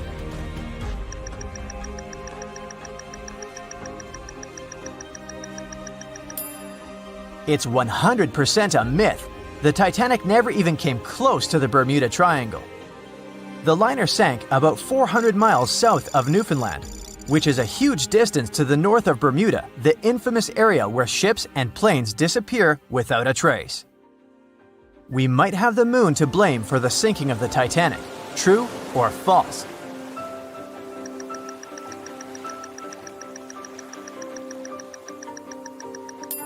This one is true. The moon heavily affects the tides on Earth.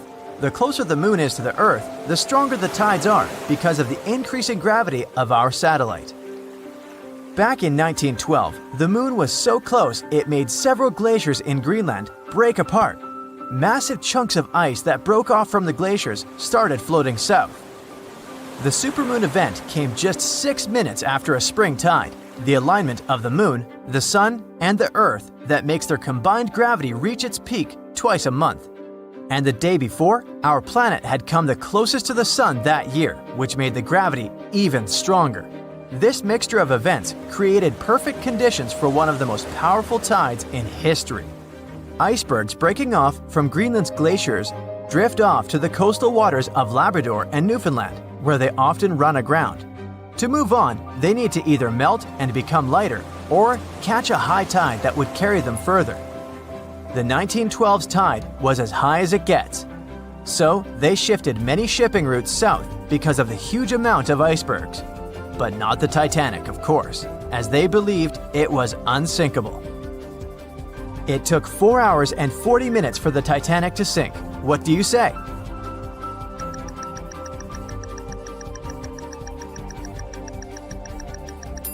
It's false, and if you're a Titanic expert, you definitely know it was actually 2 hours and 40 minutes. And this was slow enough, given the damage caused by the iceberg. It didn't sink faster, thanks to the ship's construction. There were 16 watertight compartments in the lower part of the ship. They worked as a lifeline.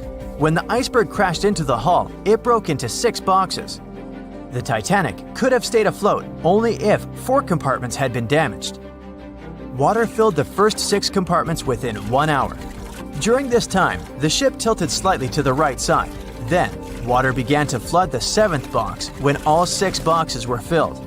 And from that moment, the sinking rate was growing with every second. The ship's bow sank under the water, and then the stern filled up. One of the leading reasons for the Titanic tragedy was signal rockets. True or false? What's your take on it?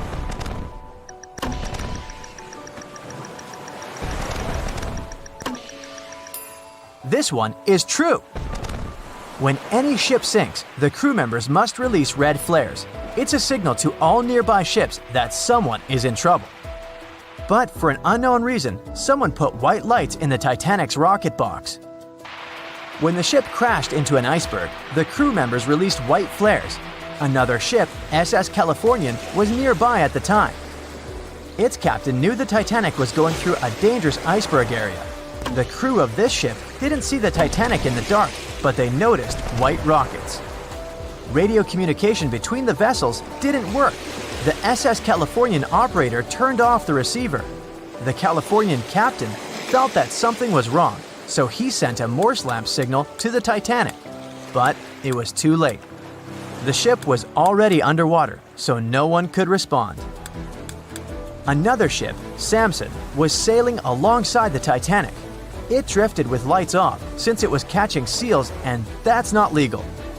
When the captain saw the Titanic's white rockets, he thought it was the Coast Guard. So Samson sailed away as fast as they could. They realized they had abandoned the drowning passengers once they made it to Iceland and learned the horrible news. In 1996, one expedition managed to raise the Titanic from the ocean floor. Do you believe it?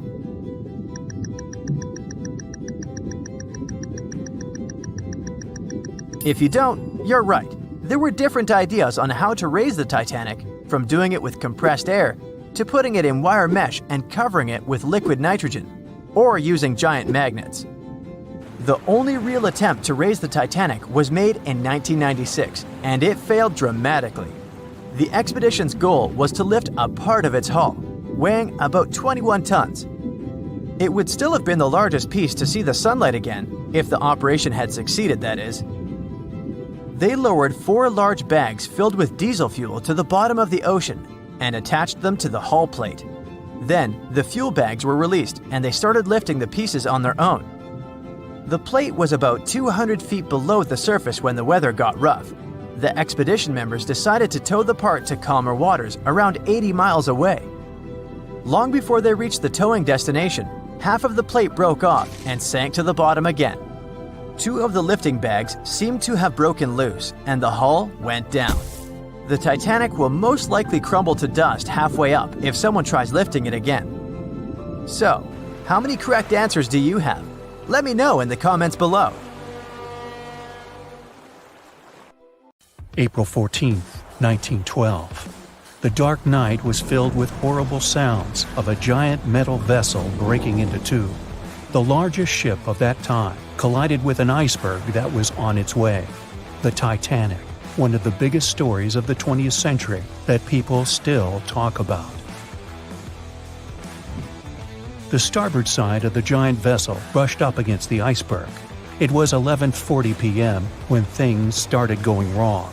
This iceberg caused enough damage for at least 5 watertight compartments in the hull to start filling with water. The crew immediately began a brief investigation to see if they could do anything and fix things. They had no one to rely on, all alone in the darkness of the cold night, far away from the land. The North Atlantic Ocean, around 400 miles south of Newfoundland, Canada. They needed time to figure out how to bring people to safety. They had some time, true, but not enough. If you watched the movie, you know the ship didn't plunge immediately after the icy doom had happened. The whole process lasted a good 2 hours and 40 minutes. But the situation was hard. There were 2,200 people to take care of, including crew and passengers, and things happening on the ship were chaotic. The chief designer, Thomas Andrews, soon realized they wouldn't be able to stay afloat. By midnight, the entire crew had begun preparing the lifeboats for launch. They had 20 boats with space for only 1,178 people, which was just a bit more than 50% of the people on board. The order was to get women and children to safety first. Crewmen were there to row and guide the boats. The scene over the next 2 hours gradually started escalating. The crew members had a task to wake up passengers and warn them something bad was happening. They wanted to place them into a fleet of lifeboats as soon as possible. At 12:15 a.m., some crew members sent out a distress signal. A steamship called Frankfurt was among the first ones that received the message and responded, but they were about 170 nautical miles away. Some other ships also got the message and offered their assistance, but sadly, they were too far away as well. At 12:20 a.m., the Cunard liner Carpathia got a distress signal from the Titanic and changed its course right away. They were 58 miles away at the time, and it would take them more than 3 hours to get there. 20 minutes later, the crew was lowering the first lifeboat. It was carrying only 27 passengers, although it had room for 65. Many of the lifeboats that were launched first were well below capacity. Crew members were worried, thinking the Davids wouldn't be able to hold a fully loaded lifeboat. And in the beginning, many passengers were just too afraid to leave the ship. They still thought Titanic was unsinkable and couldn't imagine the scenario that was going to happen 1 to 2 hours later. The crew was firing the first of 8 distress rockets. Unsuccessful. No one was close enough to help.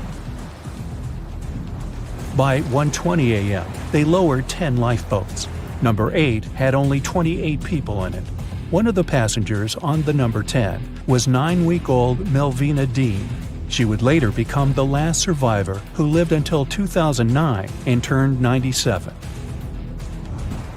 It was 2 a.m. already. 3 of the collapsible boats were the only lifeboats that remained on the ship. The bow of the vessel had sunk low and had tipped far under the surface. People around it could now clearly see stern propellers above the water. Crew members were lowering collapsible lifeboat D from the roof of the officers' quarters with over 20 passengers in it. As the ship's bow went under, the water was washing collapsible A from the deck. Those 20 people were struggling because their boat was partly filled with water. As crew members were trying to release collapsible B, it fell. Before they righted it, the water swept it off the ship. 30 passengers still managed to find safety on the overturned lifeboat. At 2:17 a.m., the ship's wireless operator decided to transmit one last distress call. A minute later, the light on the ship finally went out. Titanic and all left on board plunged into darkness. The bow continued to sink, and the stern was rising higher above the surface, which placed great strain on the midsection. Horrible sounds were filling the night. Titanic, this massive, legendary ship so many people placed their hopes in and were excited about, broke into 2 between the 3rd and 4th funnels. Reports would speculate it took about 6 minutes for the bow section to reach the ocean bottom. The stern settled back in the water before it rose again into a vertical position. It remained in this situation until it finally disappeared into the ocean.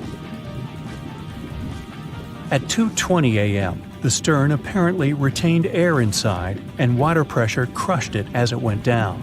The stern landed about 2,000 feet away from the bow. People consider the Titanic the fastest ship in the world. They thought it was unsinkable because 4 of its compartments could be flooded and that still wouldn't cause a critical loss of buoyancy. Its life was problematic since its beginning. While the ship was leaving port, it moved within a couple of feet of the steamer New York. It managed to safely pass by, which was a huge relief for all those worried passengers massed on the ship's decks. Titanic sailed off on the 10th of April. Its first journey was across the highly competitive Atlantic route. On the launch day, the Titanic became the biggest movable object in the history of humankind, 882 feet long, 92 feet wide. Not that big if you compare it with today's ships. The biggest cruise ship in the world today is Royal Caribbean's Symphony of the Seas, which is roughly 5 times the size of Titanic. If you put that ship in a vertical position, it would be nearly as tall as the Empire State Building, which is 1,250 feet without antennas. But Titanic was a huge attraction back in its time. At one moment of their journey, they stopped in France, after which they made another stop in Ireland. Once the final passengers boarded, the massive ship set out at full speed for their final destination, New York City. 4 days after the beginning of its journey, Titanic failed to divert its course from a huge iceberg, the story we all know about. Only 700 people survived, and most of them were women and children. The night was extremely cold, 1 hour and 20 minutes after Titanic had gone down to the bottom of the ocean. Survivors weren't even sure someone was coming to save them. Finally, they saw the light. It was Carpathia coming towards them. They came for the people in the lifeboats. The crew brought them aboard and pulled a handful of other passengers out of the water. Many ships tried to contact Titanic a few hours after it sank. Their messages were never returned. Later, when there was an investigation of what really happened, they discovered the Leyland liner California had been less than 20 miles away when Titanic was sinking. But the crew didn't hear the distress signals coming from Titanic because their radio operator was off duty. Countries from both sides of the Atlantic were shocked and horrified when they heard details of what happened to Titanic. They decided to make changes to ship operations, rules that would help avoid such events in the future. They held the first International Convention for Safety of Life at Sea, where they adopted rules for every ship to have lifeboat space for each passenger on board.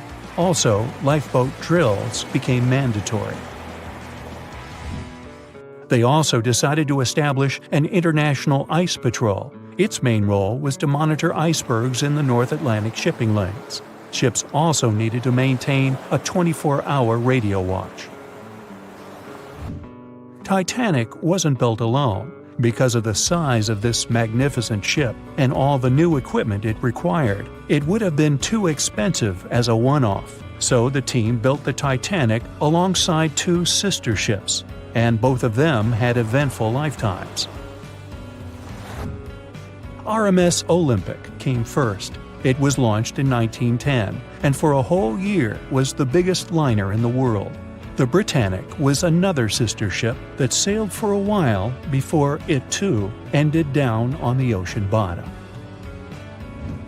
But only Titanic became a legend and one of the most fascinating stories of modern history.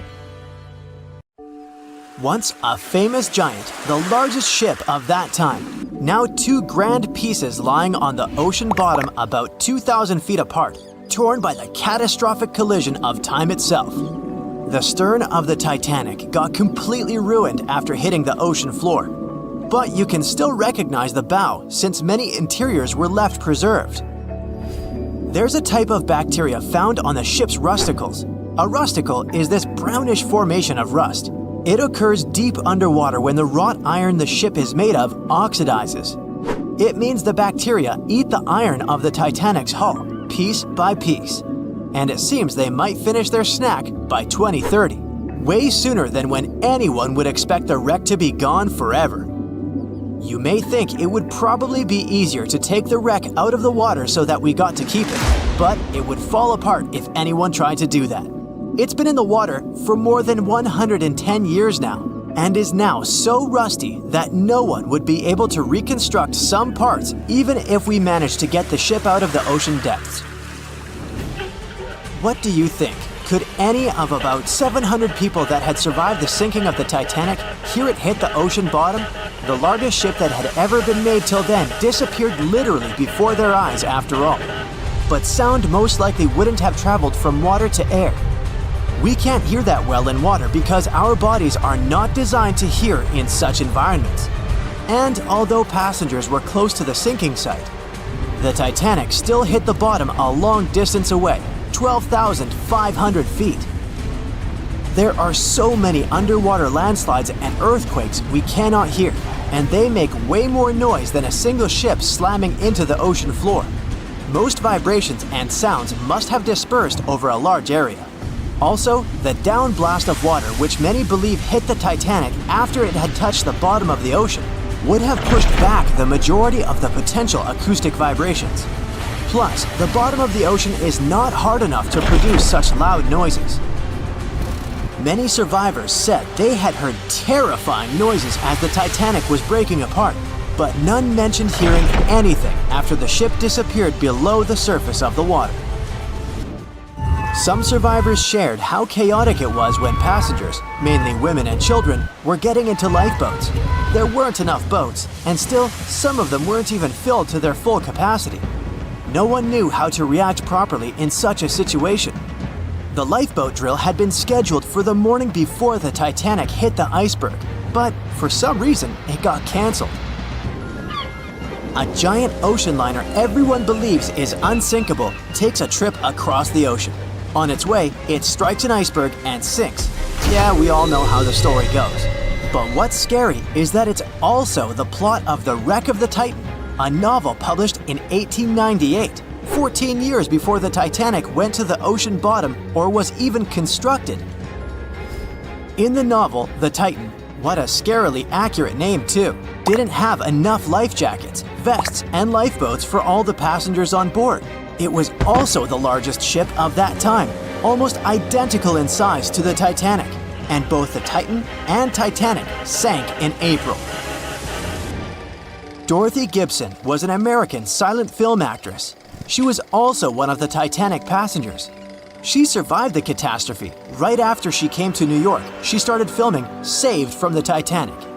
The film was released only 1 month after the ship sank. Dorothy was even wearing the same shoes and clothes she had worn when she had actually been on the ship. The movie was successful, but it got destroyed in a fire, so it only exists in memories, like Jack Dawson. Titanic wasn't all alone in the restless waves of the cold ocean near the iceberg it struck. The SS Californian was relatively close. Their radio was shut off for that night though. At one moment, the crew members noticed mysterious lights in the sky. They immediately went to wake their captain up to tell him, but he issued no orders. Some believed it was just fireworks. They never realized it was actually a call for help. The flares crew members of the Titanic sent off to the sky, hoping someone would notice. By the time the SS Californian got the SOS message, it was already too late. Some say a full moon may have been the reason the iceberg crossed paths with the gigantic ship. A full moon may have caused incredibly strong tides that eventually sent multiple icebergs southward, right when the Titanic was crossing that area. Would you dare to taste cheese from the Titanic? The wreck has been under the ocean surface for more than 100 years now. It took more than 70 years to find it. By that time, most of the food that had gone down together with the ship had, of course, spoiled. But it's possible there's still some of it left. Some foods are protected from decay. For example, cheese. The microbes that turn milk into cheese create special conditions to protect the product from spoiling. Multiple things have survived the Titanic. A handwritten letter where a mother and a daughter wrote to the girl's grandma about the amazing journey they were on together. The letter has been around for more than 100 years and got sold at an auction. A battered pair of white cotton gloves was found in the wreck. Musicians on the Titanic played till the very last moment. Sheet music and one violin were found among the wreckage. The bell one of the crew members rang 3 times to warn there was a very close iceberg on their way. A pocket watch that stopped at 1:45 a.m., the time when the ship went under the water. Perhaps one person could have changed what happened on the Titanic. David Blair was a pretty lucky man. He was supposed to take the spot of the second officer of the Titanic. He was pulled out at the last moment, which eventually saved his life. It was a great thing for him, but something clouded his joy. What if he was the only person who could have done something to save the ship and the passengers? Back in the day, ships didn't have smart advanced technology like they do today. They couldn't see a threat on the horizon. Binoculars were pretty helpful, but the crew members on the Titanic didn't have access to the room where they were kept. David Blair was the man responsible for the keys. He left the ship in a hurry and forgot to hand over the keys that were in his pocket. Maybe if the crew members had had access to the binoculars, they would have seen the iceberg on time and had enough time to change course. It's possible that the giant iceberg that sent the Titanic to the ocean bottom was made of snow that had fallen in southwest Greenland. Scientists even used a computer model to calculate the paths the iceberg took in any given year, taking into consideration ocean currents and weather readings for that year. It's possible that the iceberg was 1,700 feet long, with a weight of around 75 tons. By the time it collided with the Titanic, it had dwindled down to only 1.5 tons. Violet Constance Jessup was, as many called her, Miss Unsinkable. She was only 24 years old when she joined the Titanic crew as a stewardess. On the tragic night when the ship struck the iceberg, she was lying in bed. As soon as she heard that something was going on, she got dressed and quickly went to the deck. Violet helped passengers get into lifeboats. 4 years later, she was on the Britannic, the Titanic's sister ship. Once again, the ship started sinking. Not only did the woman survive another accident, but she was also once again the one helping other people to escape the vessel before it disappeared below the surface.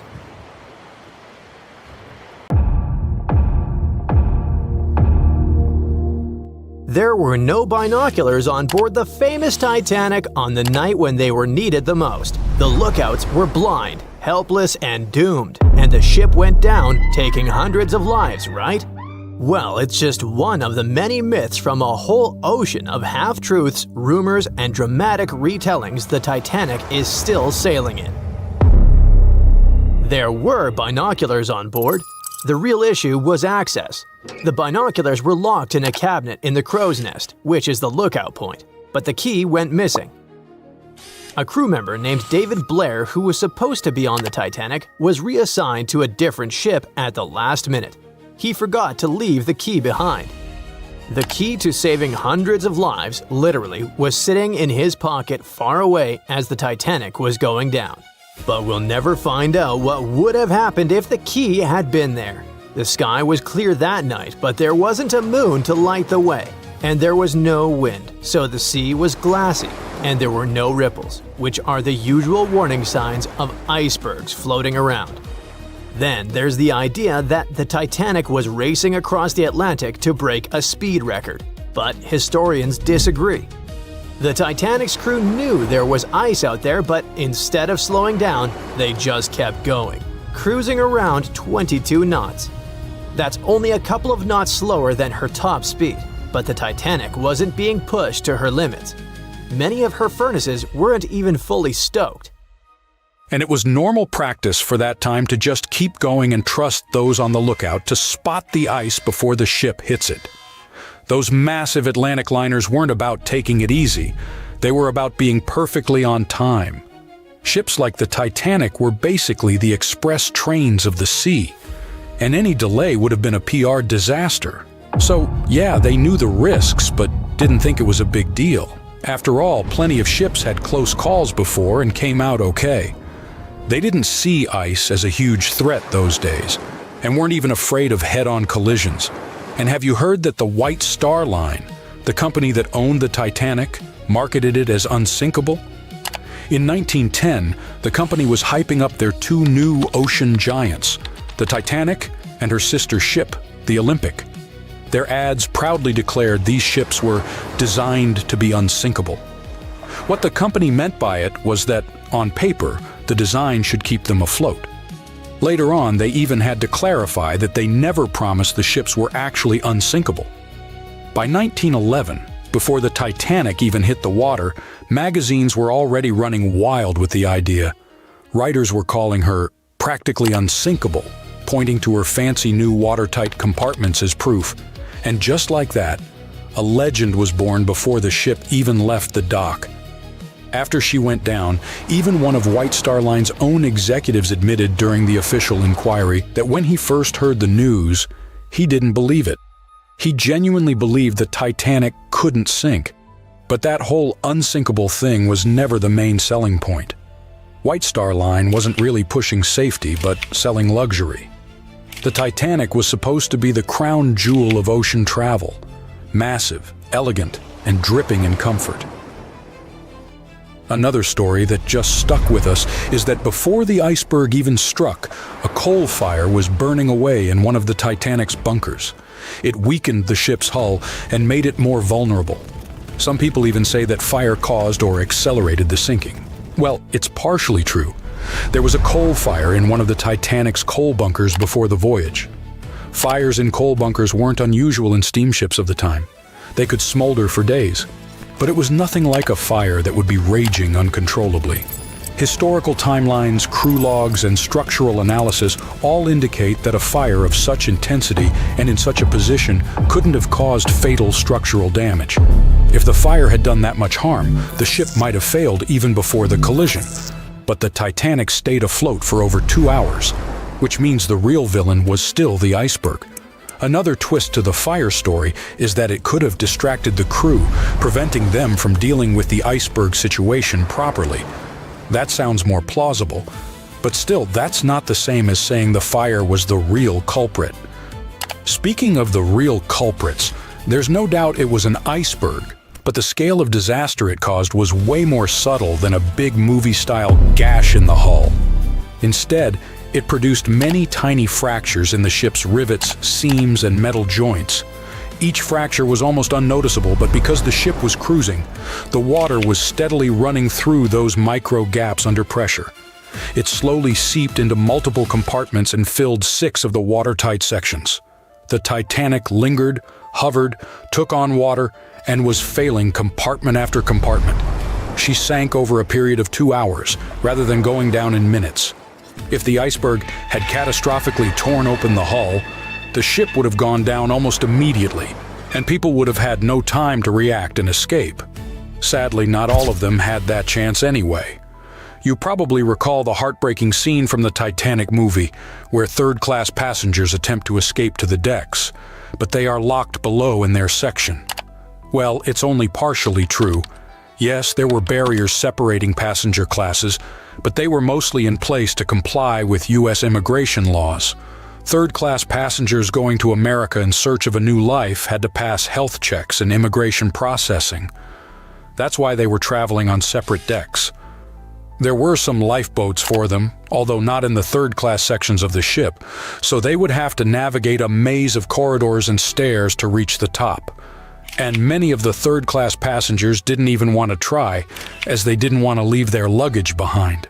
In the end, only about a quarter of the third-class passengers survived, but no one forcefully kept them on the lower decks. Now let's switch gears and discuss the Titanic facts that people used to deny or overlook, but which have since been proven true. For example, most deck plans and diagrams you've seen in Titanic documentaries don't show a hidden deck down under the waterline called the inner bottom. Many outside engineers did not fully understand or discuss it. This hidden deck stretched nearly the full length of the ship and had 44 separate watertight tanks. Most of them were for water ballast, some for fresh water. There were also wing tanks, port and starboard, which helped with balance. The inner bottom was like the ship's built-in organizer. It divided the Titanic into separate sections, allowing different parts to remain balanced and easier to control. It was designed to stay afloat with up to 4 of the forward compartments flooded. Sadly, the rendezvous with the iceberg opened 6 compartments, and you know what happened next. And finally, my personal favorite Titanic myth is that the ship split cleanly in half, like some Hollywood action scene. Blame James Cameron for that one. We all cried when we saw it, but reality was way uglier. For many years after the tragedy, survivors couldn't all agree on what they saw. Some said the ship went down whole. Others swore it broke apart. No one believed the second group until the scientists found the wreck in 1985. Then, they finally confirmed the truth that the Titanic had indeed broken in two, but not neatly.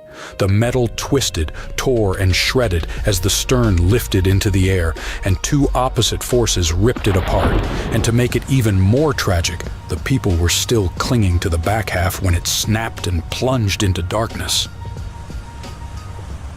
The year was 1854, and the SS Arctic, the fastest passenger liner of its time, set out to cross the Atlantic. As it sailed through the misty veil, it slowly disappeared into the unknown. The Collins Line, an American shipping company, was started in 1818 and only began seriously trading in the transatlantic by 1835. Its steamships crossed the Atlantic from Liverpool to New York within just 10 days. Doesn't sound like a great speed today, I know, but back then, the same thing took other ships several weeks. Light on the water with their wooden hulls, powering through with a strong steam engine, those steamships were the favorite choice for many high-profile people.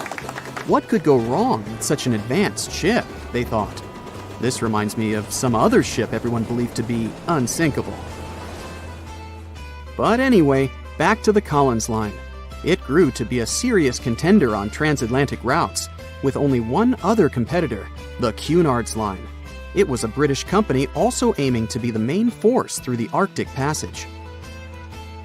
In 1835, the company received a new ship that traveled to Liverpool and came back to New York with the largest cargo ever at that time. From then, the Collins Line was steadily growing. It seemed like there would only be future successes for it. Unfortunately, their lavish ships became costly to run with the amount of coal used.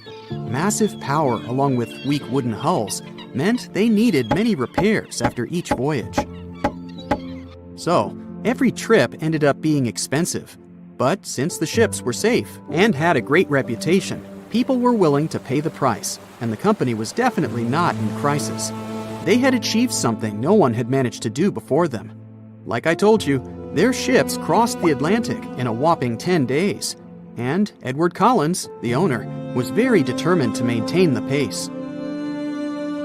Their 5 ships easily outran the Cunard's Line of only 3. With this great praise, it provided more attention. Though the Cunard's ships were slower with their iron hulls, they believed there was still profit, regardless of how slowly they sailed. Among Collins' ships, the Arctic, the third of them to be launched, was the largest, reaching 284 feet long, with 2 side-lever steam engines, each with 1,000 horsepower. The paddle wheels made 16 revolutions a minute when at full speed. At the time of its launch, the press called it the most stupendous vessel ever constructed in the United States. But glamour and fame couldn't avoid what would come next. On the 27th of September, the Arctic was on its journey from Liverpool to New York, continuing a speed pace through the thick fog.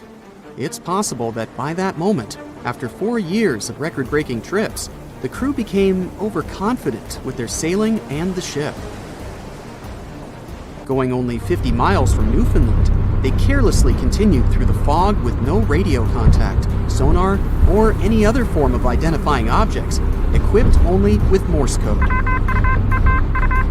A smaller ship, the SS Vesta, which operated as a fishing vessel, often worked around Newfoundland. It was passing through the same path as the Arctic and crashed into its side. Shocked by the collision, the captain of the Arctic offered help to the much smaller Vesta, but it was soon clear that the damage that seemed minor on the Arctic was far worse. Beneath the waterline, a hole was letting water into the hull.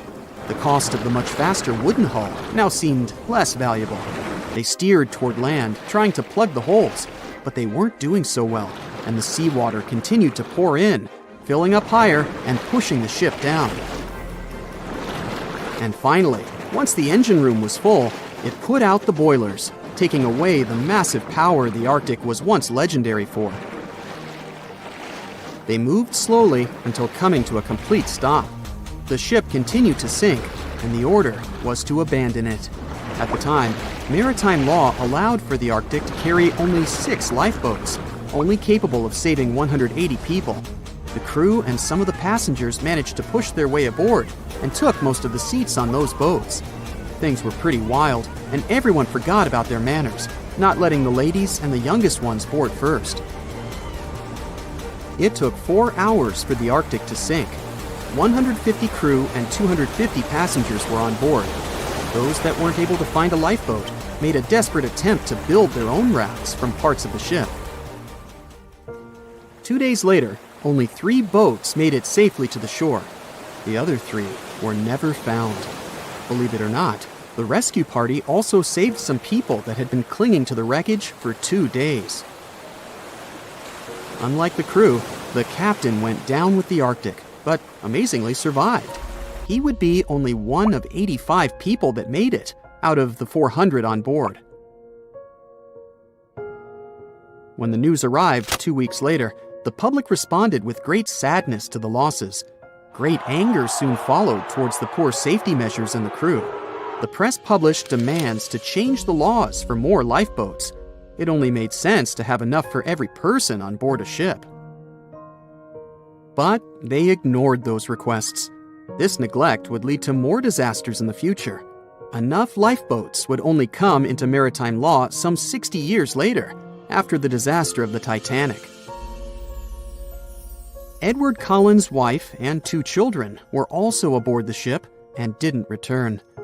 He was heartbroken, but didn't stop running his business. The Collins line still had a reputation to uphold, the biggest, fastest, and most luxurious on the Atlantic. Edward Collins would now build an even better ship than any other.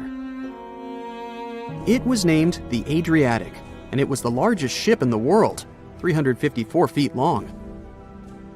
With 2 alternating steam engines that had never been built of this size.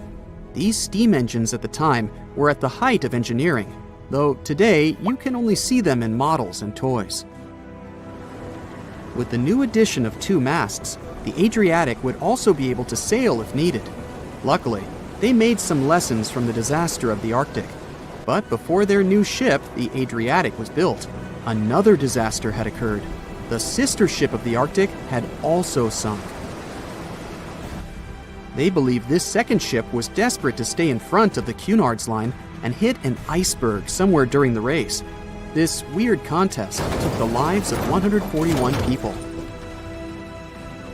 The desperation of Collins and his weakly built hulls pushed the company towards bankruptcy in 1858. The newly built Adriatic, costing over $1 million, had only made 1 voyage in the end. And even that voyage was considered a disaster. The ship collided with a tugboat. It still managed to finish its maiden voyage at a suitable time. After the company had gone bankrupt, they had to sell the ship for only $50,000. They removed the great giant engines, replacing them with only sails. Although it was once the greatest ship on the high seas, it was only 30 years later until it was abandoned, labeled irreparable, and anchored in a river. The other remaining ships were also sold and only used for parts. Edward Collins left the industry altogether, seeking work on dry land instead. As the Collins line was no longer in the mix, the Cunards would grow in strength. Without competition, they would win the Blue Riband for the next 30 years, and 180 years later, after producing hundreds of ships. They still have a constant presence on the seas, as they provide transatlantic crossings, world voyages, and leisure cruises. To this day, the Cunard line is the only one to run ships between Europe and America, and it's great proof that it's not always the fastest that's the best. New exclusive photographs, by far the best yet, are in from the Titanic. For most of this century, that... When the first images of the Titanic shipwreck appeared in September 1985, the world stopped. People were glued to their TVs, watching the legendary ship reappear after more than 70 years. Where did the Titanic sink, you ask? It's located about 400 miles off the coast of Newfoundland, Canada. This so-called unsinkable ship rests in complete darkness, about 12,600 feet below the surface. Yep, that's how deep the Titanic is. But even after such a long fall down to the ocean floor, the front part, known as the bow, still looks surprisingly intact. I mean, the railings were still there, the anchor chains too, even the elegant curves of the hull you might recognize from old photos. But the news barely mentioned the stern back then, and there's a reason we still don't talk much about it.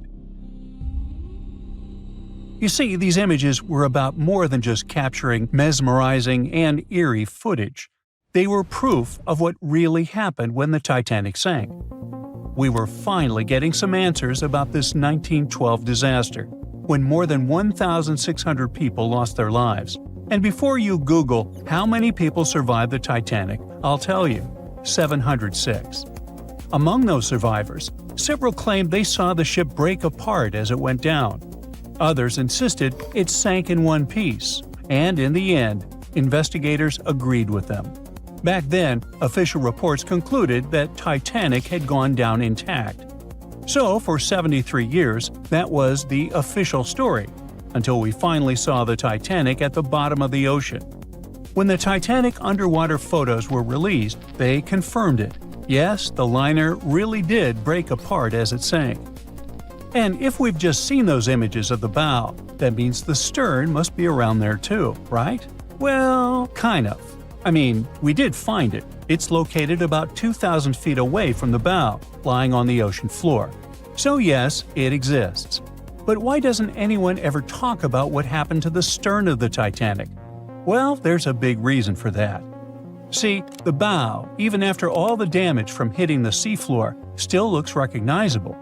Many of its interiors are surprisingly well preserved, and it's lying as if the ship was continuing its voyage. But the stern is destroyed. Today it's more like a twisted tangle of steel that barely looks like a ship at all. Only the parts that are more resilient, like the propellers, reciprocating engines, and rudder, have managed to hold their shape. But the rest of the stern section is melting into the seafloor. Yet, to understand why it's in such a terrible state, we need to go back to that freezing night of April 15, 1912, the night of the Titanic wreck. Just hours before the tragedy, Titanic was still sailing smoothly across the cold North Atlantic. The stern was alive with people, families talking, music playing, life going on as usual. This is where the room for passengers with the cheapest tickets were located. That's why third-class travelers were also known as steerage passengers. But the stern wasn't only for passengers. It also contained many of the ship's storage areas, including cargo holds, baggage rooms, kitchens, crew quarters, and even the engineering spaces. And hold on to that info, it's going to be important in a second. So let's jump straight to when the liner struck the iceberg. As the bow began to sink, the stern slowly lifted out of the water, putting enormous strain on the middle of the ship. By around 2 in the morning, the lights on Titanic flickered and then went out. Moments later, the ship broke in two, and the bow disappeared beneath the waves. The stern briefly settled back on the water before rising again, this time almost vertical. It stayed upright for a few seconds and then began its final plunge. At about 2:20 in the morning, the stern vanished beneath the Atlantic. Titanic was gone. What was happening beneath the water were two completely different scenarios. First, the bow slowly filled with water and began to drift downward, almost sailing gently like a submarine. Because of that, it managed to keep its shape and stayed mostly intact. But Titanic's stern collapse was a whole different story. The stern was ripped wide open where the ship had split apart. Water rushed in through that open end at incredible speed. This sudden flooding made the stern plunge downward much faster than the bow. The rush of water created so much turbulence that pieces were ripped off and scattered all around the ocean floor. Now, remember what I said earlier about the spaces inside the stern? Those huge storage areas were wide open, and many of them contained air pockets. So when the stern section broke away, it still had compartments filled with trapped air. As it spun down into the depths, this increasing water pressure crushed those pockets one by one. The surrounding structure began to implode, scattering pieces of metal, furniture, statues, and passengers' belongings across the ocean floor. So many experts believe the immense water pressure made that section collapse as it sank, and that's why we can't see much of it today. And now you know the answer to the Titanic back section mystery. We don't talk about it much, simply because there's not much left to see. It's like the part of the Titanic story that's too broken or too painful to talk about openly. The side of the ship that truly feels lost. And sorry to say this, but that's the future of the bow, too. I mean, it won't be there forever. The iconic shape of the wreck is changing year after year, and not in a good way. The front part of the Titanic is deteriorating, and one day, it'll be entirely gone. Down on the seabed, the Titanic faces enormous pressure, nearly 390 times greater than at the surface. The good news is there aren't any air pockets left inside the ship, so big implosions won't happen again.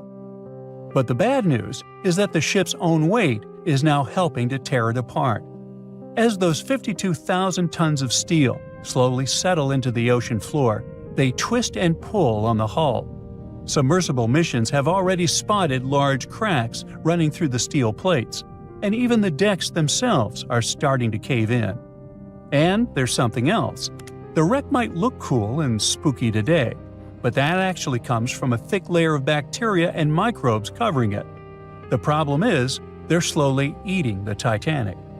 Yep, most of the corrosion happening down there is caused by bacteria, and this is gradually weakening the entire structure. Steel plates, beams, and supports are getting thinner every year. Scientists estimate that the ship is losing between 0.13 and 0.2 tons of iron every single day. Still, even at that rate, the wreck won't vanish overnight. Experts believe it could take up to 420 years for the liner to disappear completely. Until then, we'll keep watching this sad but natural process unfold.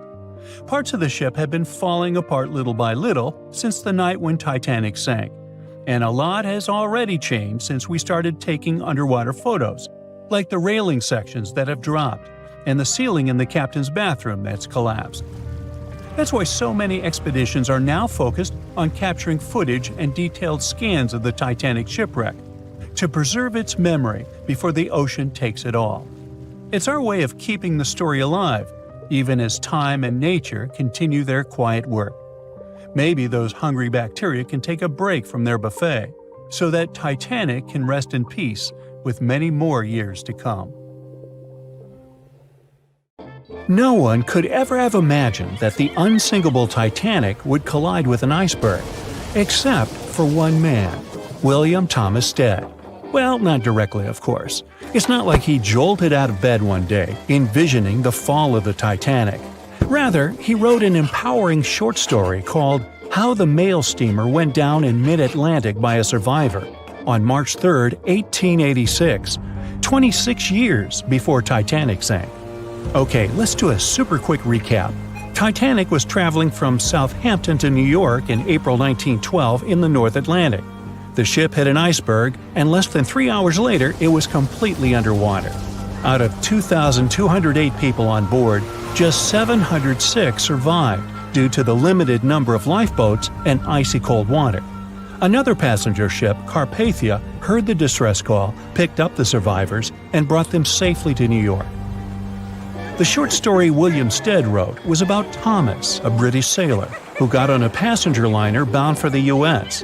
At one point, the protagonist realized there weren't enough lifeboats for everyone on board the ship in case something happened. A couple of days later, heavy fog covered everything in sight. Luck was not on the liner's side, and it collided with a stray ship, just like Titanic struck an iceberg. Only 200 out of the 916 people made it safely to the U.S. The main character managed to survive by jumping into the water and climbing into one of the lifeboats. Now, you'd think that the story riled up everyone in the industry to add extra lifeboats on ships. But sadly, it received very little attention when it was published. Even more tragically, William Thomas Stead was on Titanic when it sank, and he didn't make it. The survivors who knew Stead mentioned that he had always been cheerful and had loved to chat during meals. He complimented the ship's design and how sturdy it was. Witnesses also talked about how he had been helpful when the ship had been sinking, having given his life jacket to someone else. He was a journalist by profession and was on his way to New York for a ceremony. One of his most important contributions to modern journalism was the use of illustrations in every newspaper article. He also introduced newspaper interviews, and they're still used to this day along with illustrations. But this story wasn't the only published work that predicted the disaster. Morgan Robertson was an author and former ship captain who wrote short stories and novels. His most notable novella is The Wreck of the Titan. It's also known as Futility. The book was written in 1898, 14 years before Titanic. It was a fictional story about the Titan, an ocean liner similar to Titanic, which was crossing the North Atlantic. It's also a coincidence that Titan was just as fast as Titanic and shared many other similarities, like size and design. The book described it as unsinkable and the largest ship to hit the ocean at the time. That's what they said about Titanic, too. Another eerie similarity was the limited number of lifeboats it had. The story took place in April, and that's when Titanic set off on its journey and hit the iceberg. The Titan story also mentioned that barely anyone had survived that horrible accident. Unlike Stead's story, the protagonist of Robertson took a different path. The Titan sinking happened somewhere halfway through the book, so after the accident, the main character went on with his life. The book was brought back into the spotlight after the Titanic disaster. How could someone describe the events that took place almost a decade later so accurately? Many started to believe Robertson could see the future. But the reality was that Robertson knew his way around a ship. It was easy for him to write down the nitty-gritty of things without doing more research. Realistically, one of the biggest threats for ships at that time was hitting an iceberg or colliding with other ships. The next story sounds somewhat mysterious. Once, Alex Mackenzie heard a voice that warned him not to board Titanic. But when he turned around, there was nobody there. As he continued walking, the voice spoke to him again. But this time, it was louder and more distinct. He took the warning seriously and decided to cancel the trip and go back to Glasgow, Scotland, his hometown. His grandparents weren't too happy to find him back home instead of on Titanic. After all, the ticket was very expensive. That disappointment very soon disappeared when they heard that the ship had struck an iceberg. John Coffey was a member of the crew of Titanic, but he decided to ditch the ride when the ship stopped at his hometown in Queenstown, Ireland. His inner voice told him to get off the liner, and he did. He was only 23 at the time, and for someone his age, it could be a major career boost and an opportunity to grow. Despite the horrible tragedy, the guy signed to work with the RMS Mauritania just months after the Titanic sinking. Talk about commitment. Some added info was revealed about what may have contributed to the fall of Titanic. The constructors insisted that the ship was unsinkable, but many people later theorized that the vessel's steel plates had been too frail for the freezing Atlantic water. It may have caused the rivets to pop, allowing ocean water to seep inside. Another theory is that there may have been a fire in the hull of the Titanic that had been raging for 3 weeks before the voyage. The fire softened the steel, allowing the iceberg to cut through it like a hot knife through butter. Some pictures before the ship set off on its journey show black marks on the hull, which could have been caused by fire. Either way, the iceberg would have caused significant damage in any case, no matter if there was a fire or not. Some people also blame those who designed the Titanic.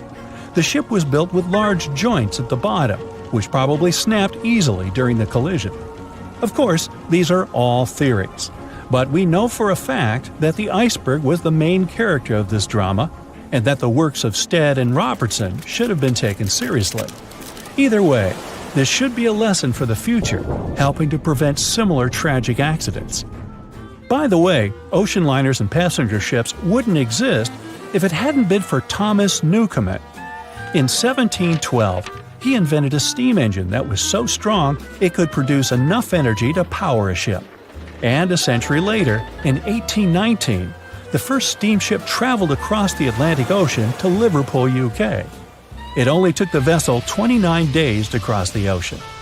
The passenger ship industry boomed in the early 1900s when it became easier for people to move to America or go on holidays. As decades rolled by, the use of aircraft stole the spotlight from passenger ships since planes were faster and more efficient. Nowadays, it's quite rare for a passenger ship to collide with anything in open water. Modern technologies can detect anything that can pose a threat and even predict stormy weather. Cruise ships these days are giants compared to the vessels of Titanic's era. Modern ships can carry almost twice the number of passengers and have amenities folks back then could only dream of. Most cruise ships these days have several restaurants to choose from, multiple swimming pools, and game rooms to catch a break. If you're in the mood for some fun, you can watch live performances. Don't forget about the helicopter pad, because why not? Don't worry if you start feeling unwell. The in-house doctors are always there to help any passenger in need. And these ships are only going to get bigger. Putting Titanic and a modern cruise ship side by side is like comparing a Corgi to a Doberman. Back then, Titanic was the biggest and most cutting-edge vessel anyone could dream of. So, who knows what the future of cruise ships can hold? We might even have entire cities floating around. That would be a really big boat. A beam of electric light pierces the darkness over the calm waters of the Atlantic Ocean. The Titanic is quietly making its way through the waves, its passengers asleep, when suddenly a monstrous white shape is caught in the light beam. The fateful iceberg is about to rend the side of the legendary ship.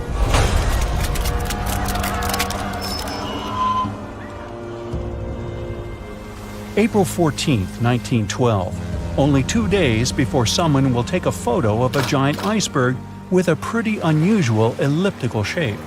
It turns out that this iceberg most likely formed out of snow that fell 100,000 years ago. Researchers used computer modeling to figure out its origin. They used data from 1912 and added some new information about winds and ocean currents. They concluded that the iceberg was probably a part of a small cluster of glaciers in southwest Greenland. These days, it's possible to calculate the routes of such icebergs in any given year in the past.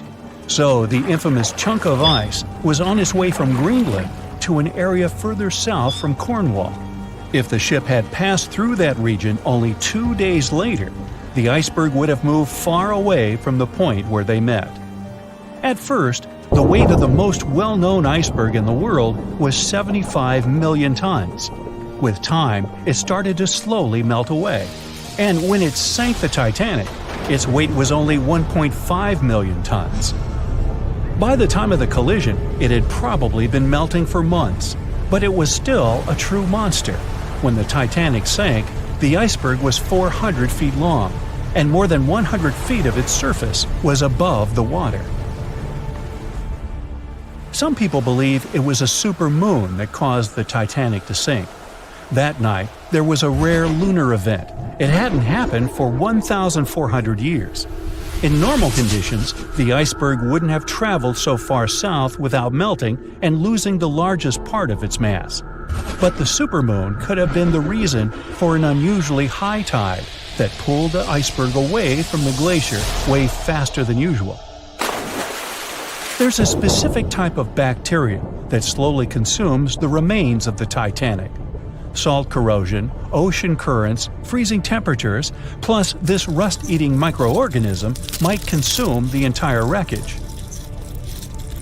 American actress Dorothy Gibson was aboard the Titanic. She survived, and when she arrived in New York, she started filming a movie called Saved from the Titanic almost right away. The movie was released only a month after the Titanic sank, and in the movie, she even wore the same shoes and clothes she had during the actual disaster. The movie was a big success at that time, but the only known copy was destroyed in a fire. 14 years before the Titanic sank, a novella called Futility had been published, and it seemed to have predicted the whole event. The plot centered around a fictional ship called the Titan that sank during its voyage. The Titan was almost the same size as Titanic, and they both went to the bottom in April. The reason was hitting an iceberg, too. Both the real and fictional ships were described as unsinkable, and both of them had the legally required number of lifeboats, which, as it turned out later, were nowhere near enough. We've seen it in the movie, but there were some real-life love stories happening on the Titanic, too. 13 couples even took a trip on the Titanic as part of their honeymoon. One of the couples owned Macy's department store in New York. Once it became clear the Titanic was rapidly sinking, The woman refused to go into a lifeboat without her husband, but he didn't want to join her while there were still women and children who he thought had to go first. Then his wife gave her coat to her maid. She insisted that the maid should get into the lifeboat, and she wanted her to be warm. As for the woman herself, she decided to stay with her husband till the end. Some people believe Titanic sank because of a mummy, not an iceberg. It all started around 1000 BCE with a mysterious woman who lived in Egypt, in the City of Thieves. People knew little about her, but they called her a priestess. Her mummy was put in a wooden sarcophagus and covered with a large lid with the image of her face and some mystical inscriptions. This place had been hidden until the first half of the 19th century, when a group of locals accidentally came across it. They disturbed her peace. No one knows how, but the mummy disappeared that day without a trace. A couple of decades later, a group of rich friends from England traveled to Egypt and found the empty mummy casket with the image of the priestess, whose dark eyes seemed to be looking into the void. They decided to buy it, but the buyer disappeared the same night before he even got the case. All members of the group had some accidents. The casket changed its location a couple of times until it, as some believe, ended up on the Titanic. It took more than 70 years for a robot submarine to find the ruins of this legendary ship. The wreck lies nearly 13,000 feet under the surface of the Atlantic Ocean, split into two halves. Why did the liner break apart? No one knows exactly. Some think it happened because of the water that got inside when the ship collided with the iceberg. The pressure was so powerful it separated two parts of the vessel, starting with the ship's bottom structure. Others say it was because of the hull rivets. They had a high concentration of slag or smelting residue, and that's something that can cause the metal to split apart. The ship generally had many flaws, starting with the design. The watertight bulkheads weren't completely sealed on top. This allowed the water to flow between the compartments and, in the end, sink the vessel. The iron of the ship's rivets and steel of the hull ended up ruined because of high sulfur content, cold temperatures, and high speeds. The steel shattered and the rivets popped out quite easily. Because of this, Titanic sank 24 times faster than it would have otherwise. If the ship had hit the iceberg head-on instead of ramming it with its side, it would have probably stayed afloat. How come the crew members didn't have binoculars? It would have surely helped them spot the iceberg on time and maybe even avoid the disaster. But the binoculars on the Titanic were locked in a storage cabinet. Only one crew member had the key, and he had been transferred off the ship right before it set sail. He later said he hadn't remembered to hand over the key. But even without the binoculars, the ship might have had some time to change course and avoid the collision if the crew had gotten some warning. But that's the thing, someone did warn them. About an hour before the incident, a ship that was relatively close to Titanic, the SS Californian, sent a message to inform them it had stopped because of dense ice field. But the warning never got to the Titanic's captain. Some experts say it was because the radio operator didn't think it was that urgent. And later, the SS Californian said they didn't get a call for help from the Titanic because their radio operator was off duty. Some say the crew on the Titanic couldn't spot the iceberg on time because of an optical illusion. Atmospheric conditions that night probably caused super refraction, which could have camouflaged the berg. After all, no one actually saw the iceberg until it was too close to the ship to somehow avoid the crash. Not even a whole minute passed between the moment they saw the iceberg and the collision. It was only 37 seconds, and it took Titanic 2 hours and 40 minutes to disappear below the ocean's waves.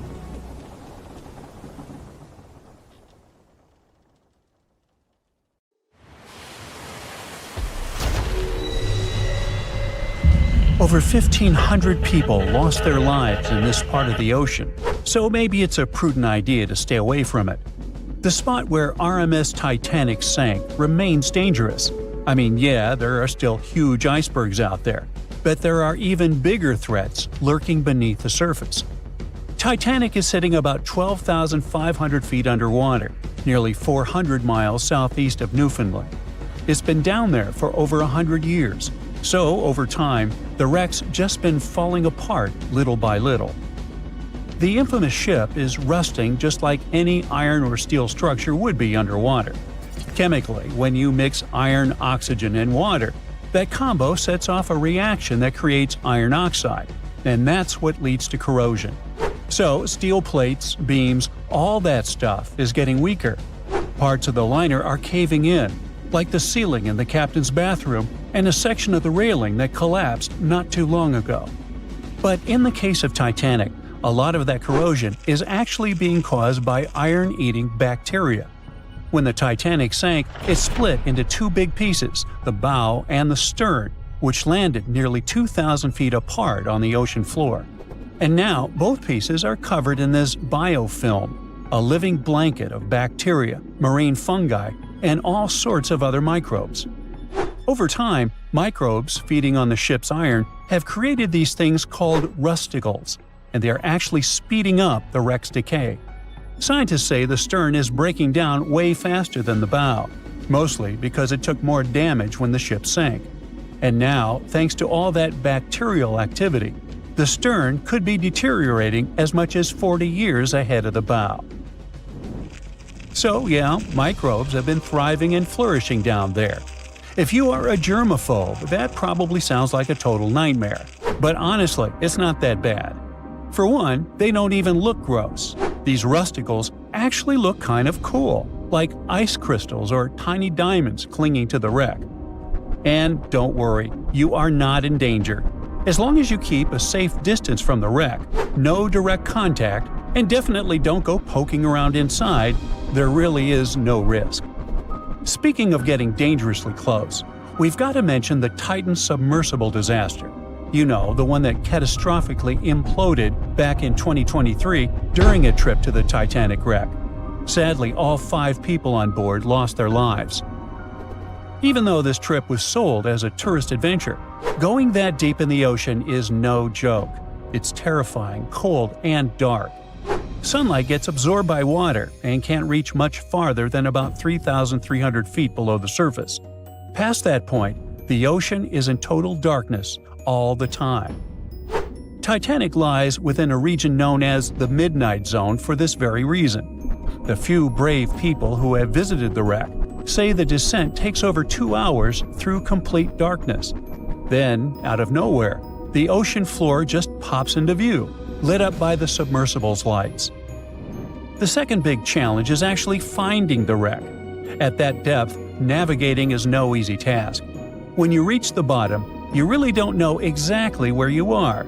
You're just kind of fumbling around in the dark, knowing that Titanic is somewhere down there, but you can't see it. However, detailed maps of the Titanic site, made from decades of high-res scans, really do help. As the wreck starts to come into view, they can use those maps to stay on track. Plus, sonar and sensors let the crew notice features and objects even if they're way beyond the sub's tiny light pool. For example, the Titan submersible had a sensor called the Doppler velocity log. This one sent out sound waves to measure how fast the sub is moving and how deep it is, based on its distance from the ocean floor. Still, passengers on previous trips to Titanic in this submersible have said how tough it is to find their way once they reach the ocean floor. And we can't forget about the pressure. The deeper you go in the ocean, the more pressure the water puts on everything. And the pressure is crazy high at the Titanic's wreck site. To put it into perspective, it is about 200 times the pressure inside a car tire. That's why submersibles need super thick walls to handle it. So yeah, the water around Titanic has creepy microbes, pitch-black darkness, and insane pressure. But there is one more thing happening down there, and that's unpredictable currents. You're familiar with them. I mean, when you swim in the sea, you can usually feel the currents pulling you from side to side. But the deep ocean has its own set of underwater currents too. They're not as strong as the ones you feel on the surface, but they can still move massive amounts of water around. These currents can be caused by things like wind, differences in water temperature and salt, and even strange storms down on the ocean floor called benthic storms. They can get intense and stir up the sea bottom. Now, like I mentioned earlier, the Titanic wreck is in two big pieces, the front and the back, and researchers have been checking out the seabed of the surrounding area. One part of the wreck is near this cold underwater current called the Western Boundary Undercurrent. It flows south and moves mud and sand along the ocean floor, creating ripples and patterns that show how strong or weak the current is. Most of the time, the currents there aren't very strong. They even found sand ripples near where all the Titanic debris landed, like furniture, coal, and just random stuff from the ship. And those ripples are showing a current flowing from east to west. But inside the main wreck site, things get a little wilder. The water flows more from northwest to southwest, probably because all the huge chunks of the ship are messing with the flow. Around the south side of Titanic's bow, the currents get unpredictable too. They keep switching directions, from northeast to northwest to even southwest. It's like the ocean's just doing its own thing down there. Experts think that over time, all this shifting water is going to slowly bury Titanic under layers of mud and sand. Little by little, the wreck could just fade away and disappear beneath the ocean floor. Alright, now it's time to get to the obvious issue here: icebergs. Yep, they're still a problem for ships today. In 2023, around 380 icebergs flowed into the busy shipping routes between North America and Europe. That's a problem. You see, the bigger the iceberg, the easier it is to spot and avoid. Smaller ice is a lot harder to detect, though it's no less dangerous. And that's because the most dangerous part is underwater, where no one can see it. Think about the iceberg that sank Titanic. Passengers saw about 100 feet of it above the water, but it's believed that's only 16% of its total size. Experts say the rest, hidden beneath the waves and much larger than what's visible, could stretch down several hundred feet. Now, the good news is that, unlike Titanic's day, we have much more technology now to spot icebergs in time. Modern ships have radar and satellite imagery that can pick up icy threats hiding in the dark. Some vessels even use sonar and thermal imaging to see through fog, helping the crew to spot icebergs above the surface. GPS and AIS pick safer routes, and monitoring centers around the globe send out real-time alerts, like having a personal iceberg spotting assistant. So, yes, it is a massive upgrade from just relying on binoculars.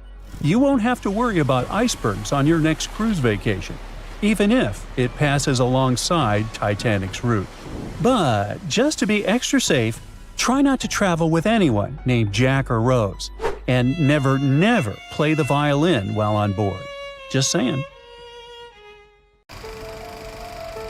As the Titanic slipped beneath the waves, a man clung to life, and somehow, against all odds, he survived. He thought the drama was over, but what awaited him on land was way colder than the Atlantic Ocean on that dreadful night. When he returned to his home country, Japan, people met him with shame. Newspapers denounced him. Strangers whispered behind his back. His only crime, according to them, was that he didn't go down with the ship and with the other passengers. This is a real story of Masabumi Hosono, the only Japanese person on the Titanic who wrote a letter that sheds new light on the details of the well-known tragedy.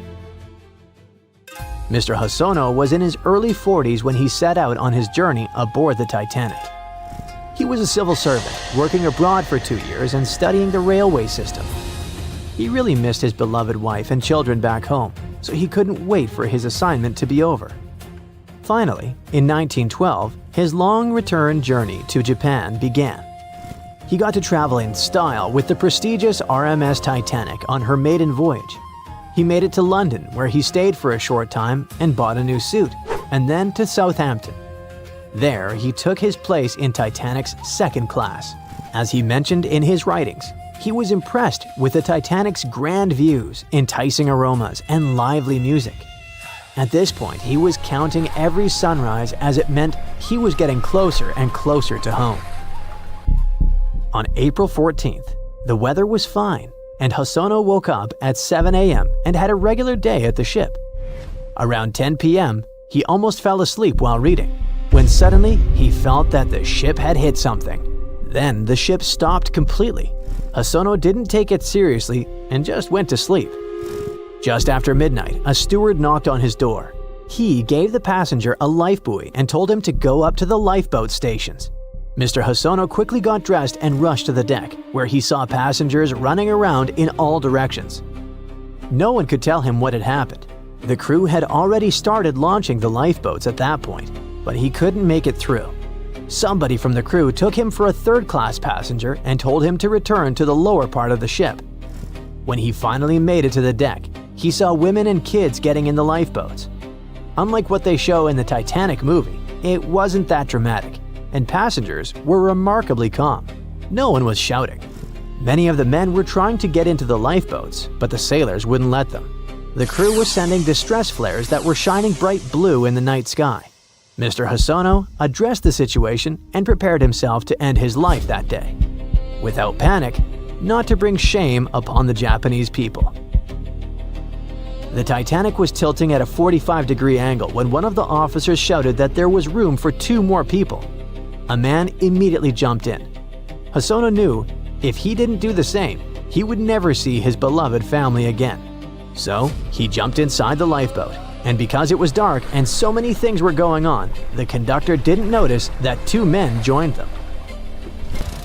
As they were rowing away from the ship, they saw many passengers still on the deck. They were screaming for help. By that time, the Titanic was tilting by about 60 degrees. After a while, they heard 3 or 4 loud bangs, and the ship disappeared underwater completely with a strange noise. He didn't mention that it broke in half, as they show in the movie. Hosono and 1 Armenian passenger were the only men in the lifeboat. The women were crying about their husbands, and husbands who went down with the Titanic. At this point, our hero realized that people would blame him for sneaking out, and it made him really sad. They were drifting, and the waves were getting higher and higher. The human voices coming from the water and begging for help disappeared. The lucky ones in the lifeboats were now afraid they wouldn't make it out alive either, as they would get hungry and cold really soon. Only around 3:30 a.m., they saw a ship in the distance. Half an hour later, the ship called Carpathia reached them. The boat that Hosono was on was the last to be rescued. Carpathia saved over 700 people from the Titanic, so it was full to the brim. When Carpathia started sailing away, Hosono saw many icebergs and was afraid there would be another collision. They got food and coffee, and when he felt that he was finally safe, he started worrying about the things he had to leave behind on the Titanic. His foreign coins, watches, new Western clothes, and especially his work notes and diary. But he still had half a sheaf of stationery with Titanic's letterhead in his coat pockets, on which he had started writing a letter to his wife in English. Now he used that piece of paper to describe everything that happened to him, this time in Japanese.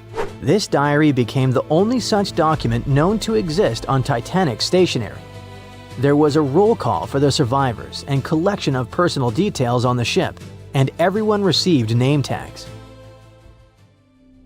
When they arrived in New York, Hosono went to the offices of a Japanese company to ask his friends to help him get home as soon as possible. Then he traveled to San Francisco and departed for Japan by boat from there. At that point, his story didn't attract a lot of attention. One American newspaper just called him the lucky Japanese boy, and that was it. When he finally made it back to Tokyo, several magazines and newspapers interviewed our hero, and one of them published a photo of him and his family. And that's when the real drama began. The Japanese press described him as a coward. Strangers sent him letters that were less than friendly. He even lost his job, although he would later get it back thanks to his valuable qualifications. The media would urge him to take his own life in the spirit of a samurai. And some even say the textbooks mentioned him as an example of how to be dishonorable. All this because people thought he had selfishly pushed aside women and kids to get into the lifeboat. They said he had embarrassed Japan, although the women and kids' first idea was not part of the samurai code. It came to Japan from the West and became one of their values only in the middle of the 19th century. Back in the United States, a writer who described the disaster in detail called Mr. Hosono a stowaway aboard Lifeboat 10. The crew member who was in charge of that boat told the US authorities that Hosono and the second man had disguised themselves as women to sneak aboard that boat. Luckily, this false accusation never reached Japan. Hosono had to live with the stigma for surviving for the rest of his life. He tried to avoid the public and didn't let his family members ever mention the Titanic in his house. He passed away at the age of 68 in 1939, and even then, he was sure that he was a disgrace to his own family and his entire country. People would shame his relatives for decades, even after his passing away. So his handwritten diary of what happened to him on that horrible April night was sitting in his drawer, well hidden, until 1997. That year, his family finally decided to publish it. Once it came out, an American researcher and Titanic scholar wrote that the diary actually contradicted other stories from that night. Apparently, someone mistook Hosono for another man who was on a different lifeboat. They said he was acting dishonorably. Hosono was rowing as hard as he could to save his fellow passengers and wasn't just sitting there as a stowaway or pretending to be a woman. That discovery finally restored his honor. The diary Mr. Hosono kept on Titanic stationery is still one of the most detailed accounts of what happened to the passengers that escaped from the drowning ship against all odds.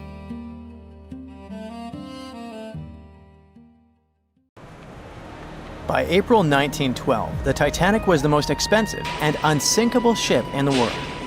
These days, the sunken Titanic is associated with some of the most expensive expedition tours in the world. Despite the terrible tragedy, people have built profitable businesses using the famous ship, and these businesses can be very dangerous. The Titanic fell to the bottom of the icy waters of the North Atlantic in 1912. It was more than 70 years before people finally discovered the ship.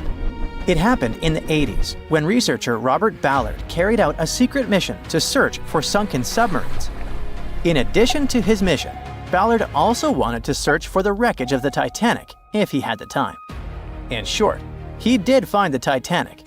This discovery became the beginning of big profits, fighting for customers, lawsuits, and the destruction of the wreckage. Shortly after the discovery, Ballard came to the US Congress and testified about the Titanic he'd found. He suggested making a sea memorial out of the wreck's site and leaving this place untouched. In 1986, Ballard installed a plaque on the Titanic, and the story ended there. But not for long. The Titanic tragedy was a popular theme, so many companies realized they could make a lot of money out of it. In 1987, an American company, Titanic Ventures, descended to the wreckage together with the French National Institute of Oceanography and got about 1,800 artifacts from there. Then the company received the rights from the US government to rescue the Titanic by parts. Over the course of several years, they made several other expeditions and took more than 2,000 artifacts. The company created a museum where it exhibited the found jewelry, interior elements, personal belongings of passengers, and a lot more. Some artifacts were put up for auction. The company made good profits and inspired many others to do the same. For example, let's take a look at this pocket watch. It belonged to a guy named Edmund Stone, who was a first-class steward. The watch stopped at 2:15 a.m. when it fell into the icy ocean water. After almost 100 years, it was sold for 130,000 euros, which is about $135,000, and is far from the highest price. Another item is the Titanic's ship plan. This is one of the most authentic artifacts from the ship, and it had a practical use. Experts used this blueprint to investigate the wreckage. It helped them understand where the iceberg had struck the Titanic. This plan was sold at auction for $320,000. Do you remember that moment in the movie when the ship began to sink and the violinists started playing their last song? It was actually true. There were real musicians on board who were playing till the end. One of them was Wallace Hartley. Unfortunately, he didn't survive the disaster, but his violin did. Even though it's impossible to play it, it was sold for $1.5 million. In general, as you understand, the hunt for the Titanic's artifacts turned out to be quite profitable. Then, director James Cameron came down to the Titanic. In 1997, he released his famous movie with the same name, and the popularity of the Titanic soared. Collecting the artifacts was no longer so interesting. People wanted to go down to the famous ship on their own. The high demand provided a good supply. In 1998, British company Deep Ocean Expeditions organized tours to the Titanic for only $32,500. From that time until 2012, the company conducted 197 dives to the wreckage of the ship, and during this time, the ticket price doubled. The company Titanic Ventures, which was the first to get an artifact from the sunken ship, later received the name RMS Titanic Inc., and it sued Deep Ocean Expeditions because it believed that its exclusive rights to salvage the ship's artifacts prevented other companies from conducting underwater tours. RMS Titanic won the court case and banned Deep Ocean from conducting expeditions, but this decision was overturned in 1999. In short, litigation and fights between competitors began. People continued to go down to the seabed to see the legendary ship. There were other companies that organized their own tours. Tourists descended to the Titanic inside underwater bathyscaphs. In 2001, an American couple had a wedding inside an underwater vessel that floated next to the Titanic deck. The profit was growing, customers were coming, and everything was fine, not counting the Titanic itself. The more tourists came down to the ship, the more damaged it got. People wanted not only to see, but also to touch the wreckage. The bathyscaphs could accidentally hit the ship and break apart its parts. The churning of the water caused by boat propellers could also damage the old ship. During one expedition, a bathyscaph crashed into the Titanic, but those who did it kept silent about this incident. In addition, the seabed where the ship lies is littered with garbage. Bottles, chains, weights, nets that people left during rescue operations and tourism. More than 100 years after the tragedy, the Titanic has finally received UNESCO protection. This means that many countries have received the right to prohibit going down to the Titanic, taking artifacts from there and selling them. The saddest thing is that this hype around the Titanic led to another tragedy. In 2023, OceanGate Expeditions conducted a tour on a submarine with 5 people. This was the famous Titan bathyscaph you've probably heard about.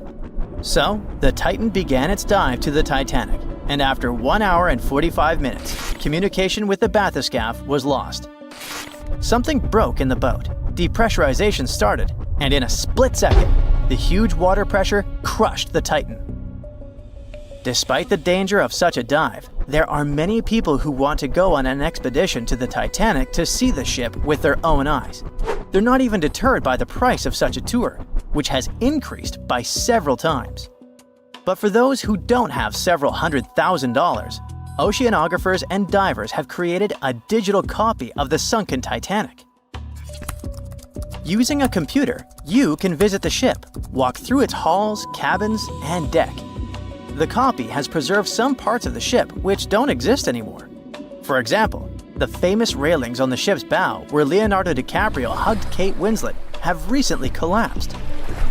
And you can also visit museums dedicated to the Titanic. There, you'll see various photos, elements of the ship, personal belongings of passengers, and many other artifacts. Anyway, if you have a lot of money and you still want to go down to the Titanic, think twice. And in general, ordinary scuba diving is a rather dangerous thing. These are the problems it can cause.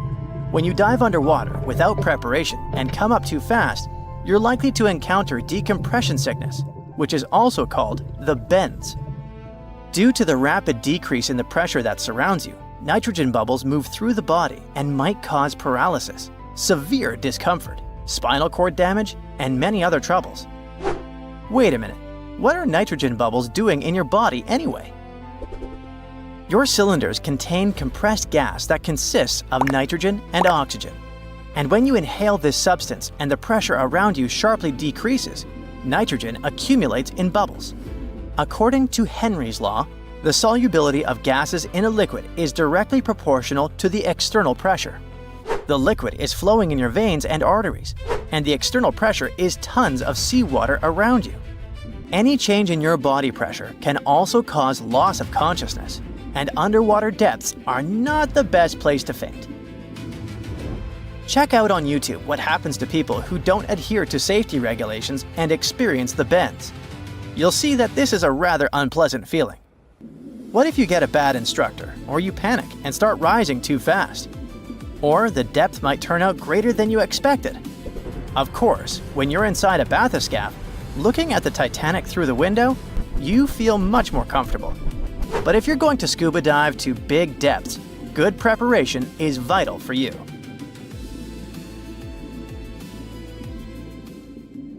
Titanic. The Titanic. The Titanic. The Titanic. Titanic. The Titanic. The Titanic. Titanic. The Titanic. Congratulations! You can now forget everything you've seen in the movies or everything you've read in books and newspapers and heard from people. Now we have the most detailed and reliable study of the famous sunken ship. A large-scale Titanic 3D scan allows us to see in fine detail everything that happened during the disaster. And rest assured, there was a lot going on there that you've never heard of. Are you ready for Titanic new discoveries? Let's go! There's a fat chance, or a thin chance, take your pick, that there are no people here who haven't heard of what happened. But just in case, here's the quick backstory. On April 10, 1912, the giant cruise ship Titanic sailed from Southampton, England to New York City. 4 days later, the ship collided with an iceberg and sank in the freezing waters of the North Atlantic. It was one of the most tragic and biggest disasters in the history of sea voyages. Since then, the wreck of the giant ship has been lying under a layer of icy water. For decades, people wanted to get this ship from the bottom many times, but they never fully tried. Passenger stories, documentaries, and books have given us a complete picture of what happened. But the only witness that can tell us about those tragic events is the ship itself. And some people decided to ask it about that night. A group of experts, oceanographers and cinematographers, recreated a virtual version of the events and showed it in the documentary Titanic: The Digital Resurrection. This is the most detailed digital reconstruction of how the Titanic sank ever made. To create it, specialists from the Magellan Company sent marine robots to the bottom where the ship lies at a depth of 12,500 feet. In such a place, all objects experience immense water pressure. To better understand how great it is, imagine the weight of a heavy barbell on your fingertip. Experienced divers with standard scuba gear can only swim at depths up to 130 feet and a little deeper. So it's a challenging, almost impossible mission to descend to such a depth and conduct research. It's dangerous for people. That's why the team of specialists sent robots there. Equipped with cameras for deep-sea surveys, they took more than 700,000 photos and videos in 4K resolution. They were collecting data for 3 weeks, exploring every part of the ship. Eventually, they had about 16 terabytes of data. Now, 1 terabyte is 1,000 gigabytes. Is that a lot? The largest game on PC, Microsoft Flight Simulator, weighs about 0.5 terabyte, and it has maps of the entire planet to create a realistic flight simulator. Still, this huge program weighs 32 times less than that Titanic scan. Imagine how detailed the model of the ship and the simulation of the disaster turned out to be. Moreover, the team combined all this information with the drawings of the ship. They calculated the speed of Titanic that night, its direction, its position, and the angle of impact with the iceberg. All of this was uploaded to supercomputers to create precise crash simulations. After that, specialists studied eyewitness reports, got consultations from historians and maritime experts, and then presented a detailed staging of the tragic night. Some things turned out to be different from what you know about them. For example, the iceberg didn't make a huge hole in the side of the ship. A Titanic wreckage scan shows that a piece of ice had struck a glancing blow and created several holes in the hull. Each of them was the size of an A4 sheet of paper. How could such minor damage destroy a giant ship? The problem was that those A4-sized punctures covered the entire length of the case. The Titanic's creators claimed that it was the most unsinkable ship in the world. However, its unsinkability lay in the fact that it could stay afloat even if 4 of its watertight compartments got flooded. But the collision with the iceberg led to the flooding of 6 of them. The iceberg had a mere 6.3 seconds of contact with the ship and still managed to sink it. The Titanic wreckage scan also showed a portal with a broken window. The iceberg probably crashed in there. This finding confirms the words of eyewitnesses that pieces of ice got into the cabins.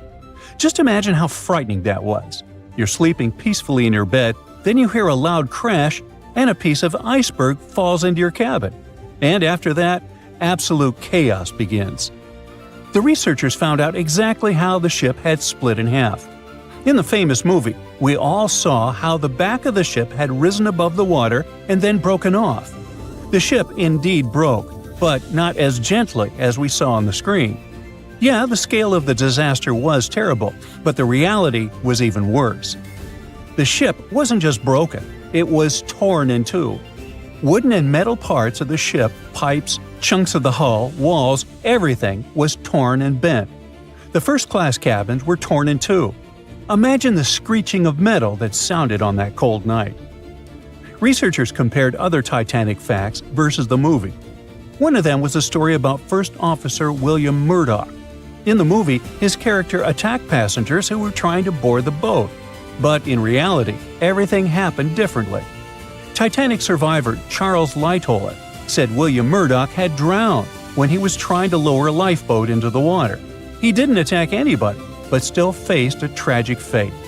There are no exact details, but high-resolution scans have confirmed this version. But one of the most impressive and heroic tales that happened on the Titanic occurred in the boiler room. With the help of robots, experts discovered that one of the boat's steam valves had been left open. This finding only confirms eyewitness stories that the engineers stayed in the boiler room for more than 2 hours after the collision with the icebergs. This group of brave people maintained a power supply until the very end. Why did they do it? Proper lighting on the Titanic helped people safely lower the boats onto the water. Electric power also made the Titanic visible to distant ships. Moreover, passengers reported that the Titanic's lights were on even when it was submerged underwater. The brave feat of the engineers helped save hundreds of passengers' lives. Who knows, perhaps further research of the ship will tell us more about other heroic actions of the passengers and crew members. Actions that will be worth making a movie about. In addition to studying the ship, the researchers also scanned the seabed around the wreckage, where not only parts of the Titanic, but also personal belongings of passengers, including gold coins, pocket watches, combs, shoes, and so on, were scattered. By the way, many of those items have been raised from the bottom and sold at various auctions. You can also see some artifacts from the ship in specialized museums. One of those is called Titanic Belfast and is located in Northern Ireland. It is open to the public. A digital replica of the ship not only shows us how the Titanic sank, but also literally saves the ship. The condition of the wreckage is getting worse every day. Gigantic pressure, cold temperature, water, and marine life, all of this is slowly destroying the vessel. Oh yeah, some companies that organize dive trips to the ship for tourists also pose a danger to the ship. It turns out that there are a lot of people who wanted to go down inside a submersible to the legendary wreck. As a result of some of these excursions, parts of the ship were damaged. Experts predict that within the next 40 years, the unlucky liner may disappear completely. Fortunately, the Titanic 3D scan has provided such a level of detail that you can imagine walking inside it.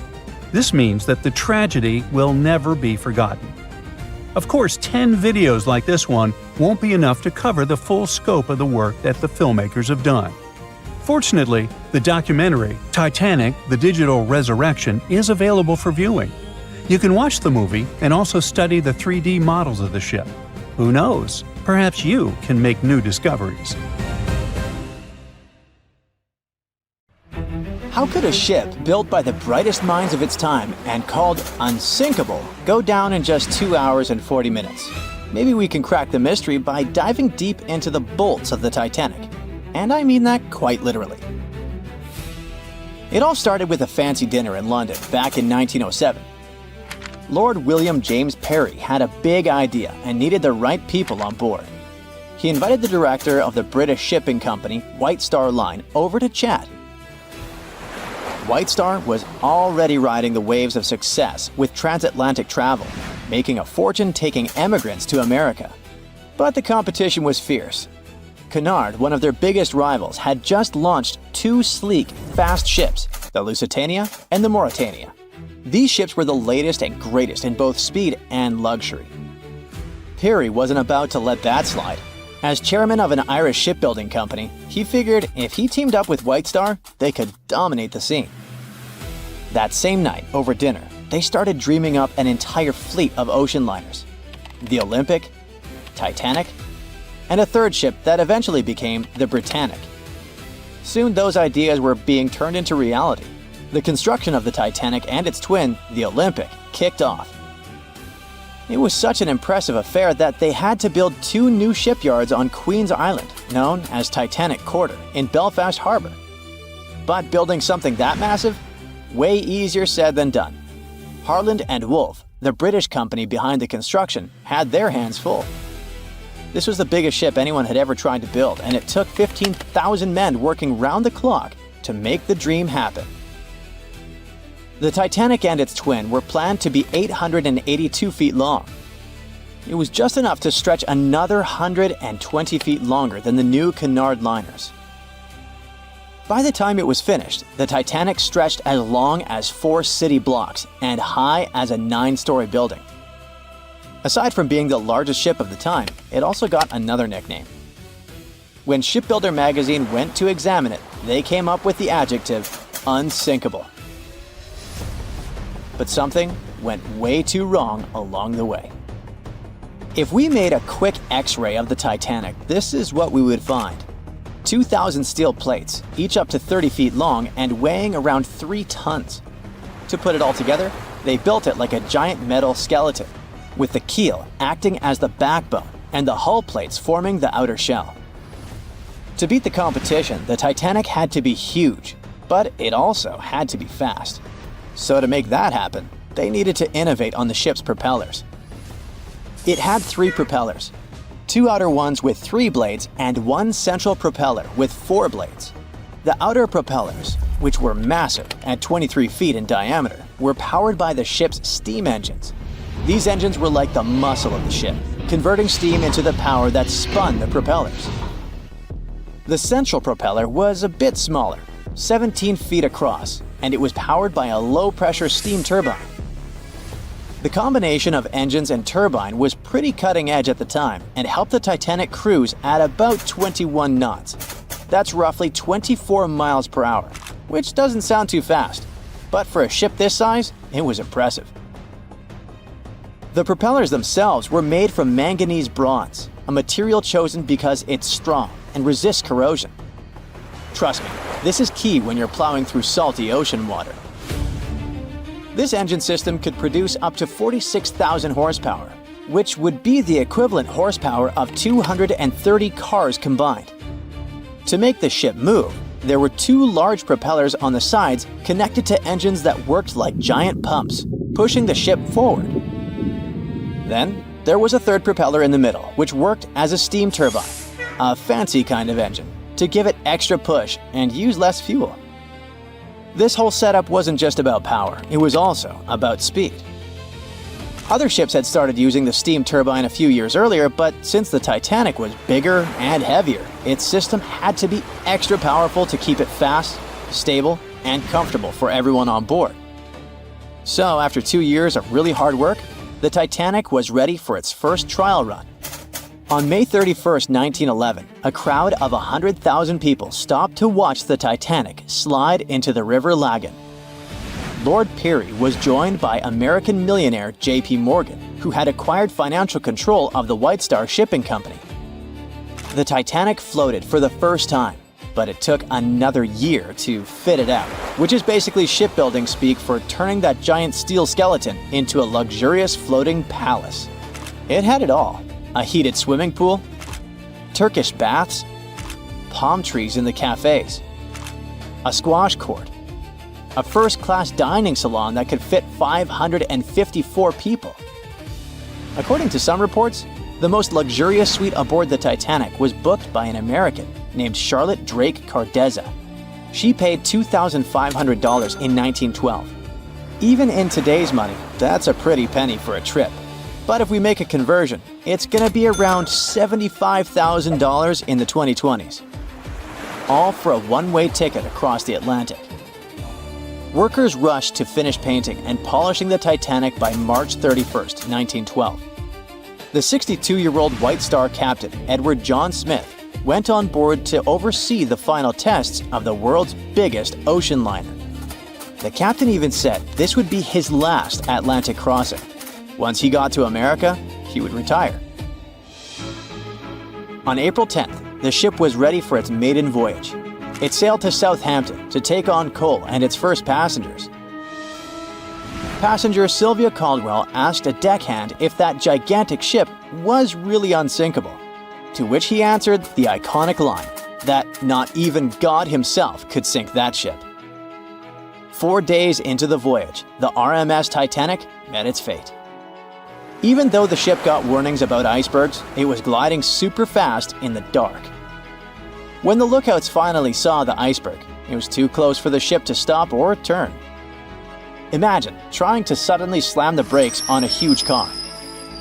Now imagine that car was 20,000 times heavier than a normal vehicle and moving absurdly fast. When the Titanic tried to steer away, it ended up scraping the iceberg along its side. Even though the crew tried slowing down and turning, the ship sideswiped the iceberg, ripping open 100 meters of the hull, damaging 6 out of 16 watertight compartments. This caused the ship's front to dip underwater while the back lifted up, just like when one side of a lever gets too heavy. At a steep angle, the ship began to break in half from the middle, which is how it eventually sank. But why did the hull and rivets break so easily? A 1991 expedition discovered pieces of the Titanic's hull and found that the steel used was extremely brittle, especially in freezing temperatures like those on the night of the sinking. The steel didn't bend or give under pressure. It shattered like glass, making the impact much worse. Chemical testing also revealed that the steel had high levels of sulfur, which weakened it. This kind of brittle steel, combined with the high speed and freezing temperatures, was a recipe for disaster. Okay, there were material flaws, but the ship's design also had some serious issues. Those watertight compartments weren't fully sealed at the top. So as water flooded in, it spilled over from one compartment to another, speeding up the sinking process. If the ship had been built with better steel, a double hull, or improved watertight compartments, the disaster might have been avoided. Maybe even long enough for the RMS Carpathia to come and rescue everyone on board. The Titanic wasn't unsinkable, but for that time, it was a triumph of engineering and luxury. The thing is, even the best designs can't always beat nature. In the Titanic movie, you won't see any fumes above the fourth funnel of the legendary ocean liner, and it's not a mistake. Back in 1911, the year before the Dream ship's departure, large ships would mostly sail with 4 chimneys. They needed those to draw heat and fumes from their massive boilers. The Titanic was a real engineering gem that only needed 3 chimneys to function. So the fourth was added for balance and more impressive looks. The White Star Line thought the public would have been disappointed to see only 3 pipes on the greatest ship of all time. The Titanic sister ships, the Olympic and the Britannic, also had 1 fake funnel each for the same reason. The dummy chimney wasn't completely useless and served for ventilation. It took out the fumes from the machine spaces in the lower decks and from one of the first-class general rooms. 1 big ventilation funnel, instead of several small ones, helped to declutter the upper decks, and left more open space for passengers to enjoy their strolls. When Titanic went down, the funnels, each weighing 60 tons, went down with the rest of the ship. They were made extra tall to make sure the passengers weren't covered in the soot being ejected. Their height and weight let them stay in the upright position. The forward funnel, followed by the others, fell only when the ship went for the final dive. Those chimneys were much lighter than the bow, so they spread among other debris. The light material they were made of flattened once it hit the bottom, and the iron-eating bacteria living deep down took care of it later. The bow of Titanic remained intact when it hit the seabed, but the stern was completely mangled. When the famous ocean liner hit that iceberg, things got really messy. It took the future movie star a whole 2 hours and 40 minutes to submerge completely. The collision let water flood 6 out of 16 watertight compartments. As the water gushed into the starboard side, the ship started to tilt down in the front and a bit to the right. By midnight, the damaged compartments were spilling water into others, and it was chaos because these compartments were only watertight horizontally. Soon enough, water started flooding through the anchor chain holes, and by 2 a.m., the bow was sinking, and the stern's propellers were lifted out of the water. The ship kept flooding until the moment the bow went underwater, and the stern shot up almost 45 degrees. The weight of those massive propellers stressed the ship's midsection. The steel just couldn't handle it and failed. Survivors described that moment as some loud noise, like breaking china or falling gear. That was the Titanic's upper structure giving in. By 12 past 2 a.m., the bow and stern were only connected by the inner bottom structure. Minutes later, the bow, weighing almost 16,000 tons, broke loose from the stern. The stern rose sharply to an almost vertical position and started sinking slowly. By 2:20, it disappeared underwater. The bow was cruising down at about 13 miles per hour and had hit the ocean floor almost a half an hour before the stern. The two parts of the Titanic now lie 2,000 feet apart, pointing in different directions. The bow remained mostly intact, just covered in mud. The stern turned into a tangled wreck because of the implosions it went through during the descent. The air trapped within the structure just couldn't handle the increasing pressure of the water deep down. Signal rockets played a big part in the Titanic's tragedy. When a ship goes down, you're supposed to shoot up red flares to signal trouble. But someone decided to stock Titanic with white lights instead of the usual red ones. So when the ship smacked into that iceberg, the crew fired off white flares. The SS Californian was passing nearby, and his captain knew the Titanic was in a dangerous iceberg zone. The crew didn't spot the sinking Titanic, but they sure saw those white rockets. The radio between the ships was useless because the Californian's operator switched it off. The captain had a gut feeling something was off, so he flashed a Morse code light signal at Titanic. But he received no reply because the Titanic had already gone underwater. There was another ship, Samson, sailing alongside the Titanic. It had plenty of illegally hunted frozen seal meat from Canadian waters abroad, so it was sailing with lights off to remain unnoticed. When they saw the Titanic's white rockets, they thought it was the Coast Guard and zoomed away. Samson didn't have a radio, so they couldn't find out about the ongoing disaster. The crew got the news about Titanic only when they got to the coast of Iceland the following month. There have been many theories to explain the Titanic tragedy, and one of the recent ones says that there was a fire involved. An Irish journalist went full detective for decades, digging into the mystery, and stumbled upon a game-changer. He came across a photo album that had been hiding from the public for a century after the tragedy. In the pictures, taken at the Harland and Wolff shipyard in Belfast, Northern Ireland, just over a week before the liner sailed, you can clearly see a massive 30-foot black spot on the ship's hull. Maloney researched the photos and eyewitness testimony from the time and claimed that a fire spontaneously broke out inside of one of Titanic's enormous coal bunkers. It was raging for a whole 3 weeks and messed with the metal, critically weakening a crucial segment of the ship's hull. Back then, most ships had just one hull, so it was the only skin the Titanic had. That's why the iceberg managed to punch a hole through the ship so easily. If it hadn't been for the fire, the Titanic might have shrugged off that iceberg collision. The company operating the liner knew about the fire, but they decided to conceal that fact. They didn't want any negative stories in the press as they faced some serious competition in transatlantic voyages. The Titanic was sold out, so they stocked up on coal and made it sail. The moon might have also played a role in the sinking. Our satellite heavily affects tides on the Earth. The closer it is to our planet, the stronger the tides are because of the increasing gravity of the moon. Back in 1912, the moon was so close it made several glaciers in Greenland break apart. Massive chunks of ice that broke off from the glaciers started floating south. The supermoon event came just 6 minutes after a spring tide. During new and full moons, the alignment of the moon, the Earth, and the Sun makes their combined gravity reach its peak. And the day before, our planet had come the closest to the Sun that year, which made the gravity even stronger.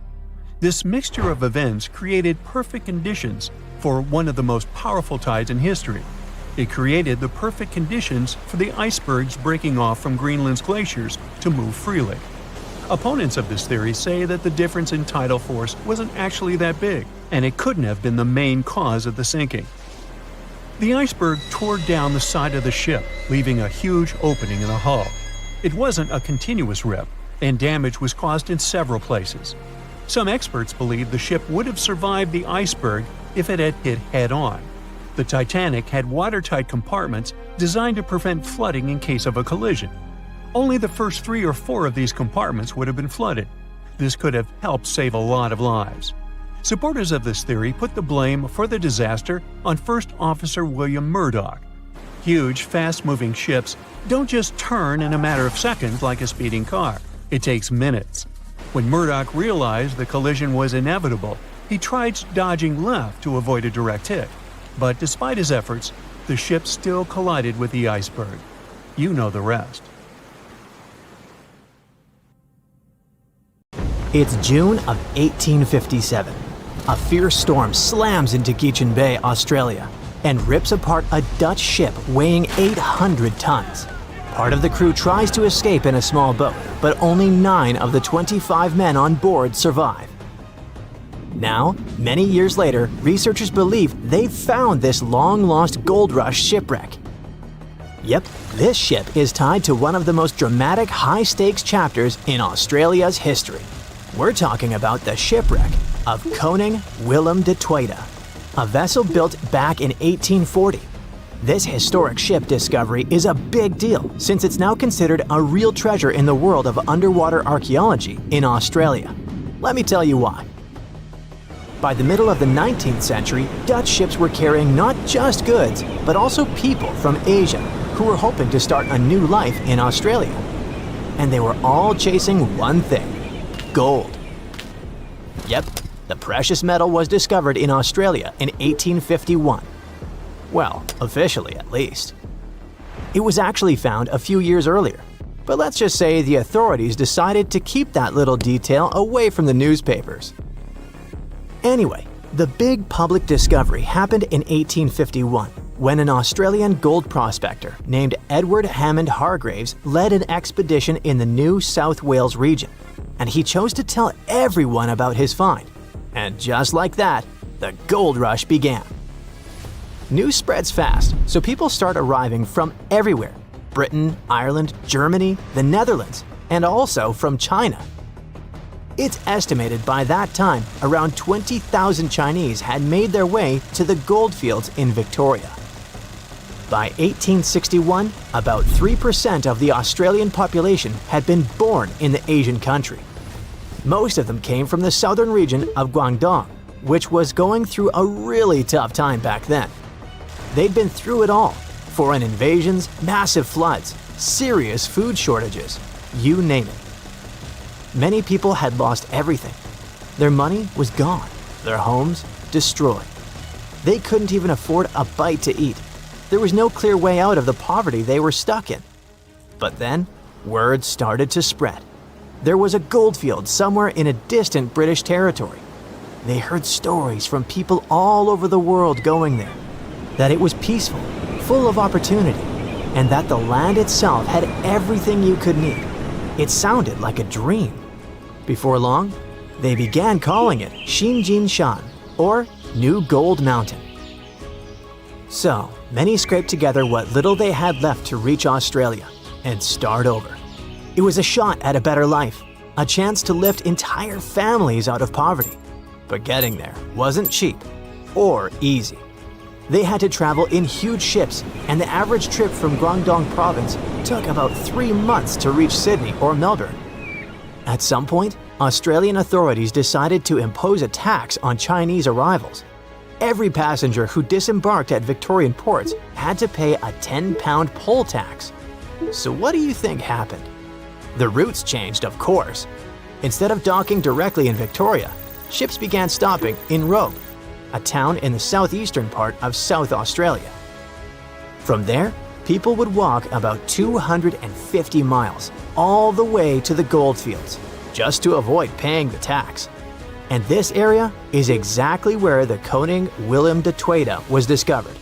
Yep, our Dutch ship was found off the Robe coast, and it was one of many vessels that carried Chinese passengers to Australia. Now you can see why it's historically important, right? On the 16th of June, 1857, it brought around 400 people safely to shore so they could start their lives over. The ship itself didn't get a happy ending though. After dropping them off, it was supposed to continue its journey, but then a storm rolled in. So, the ship had to drop anchor and wait it out in Geechin Bay. The weather kept getting worse.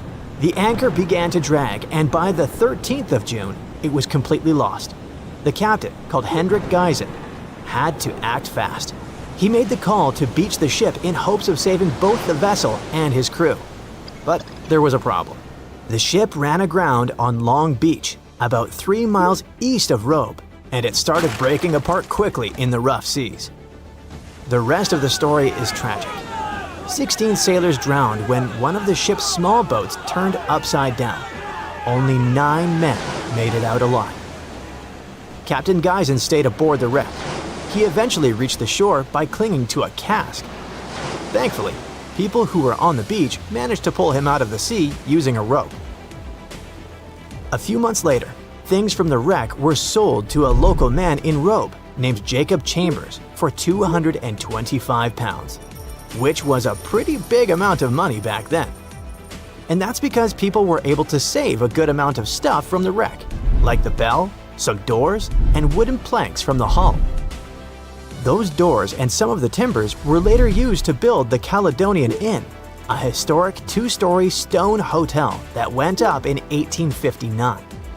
As for the bell, it was supposedly used at Robe Primary School for over 100 years, but researchers aren't so sure about that part.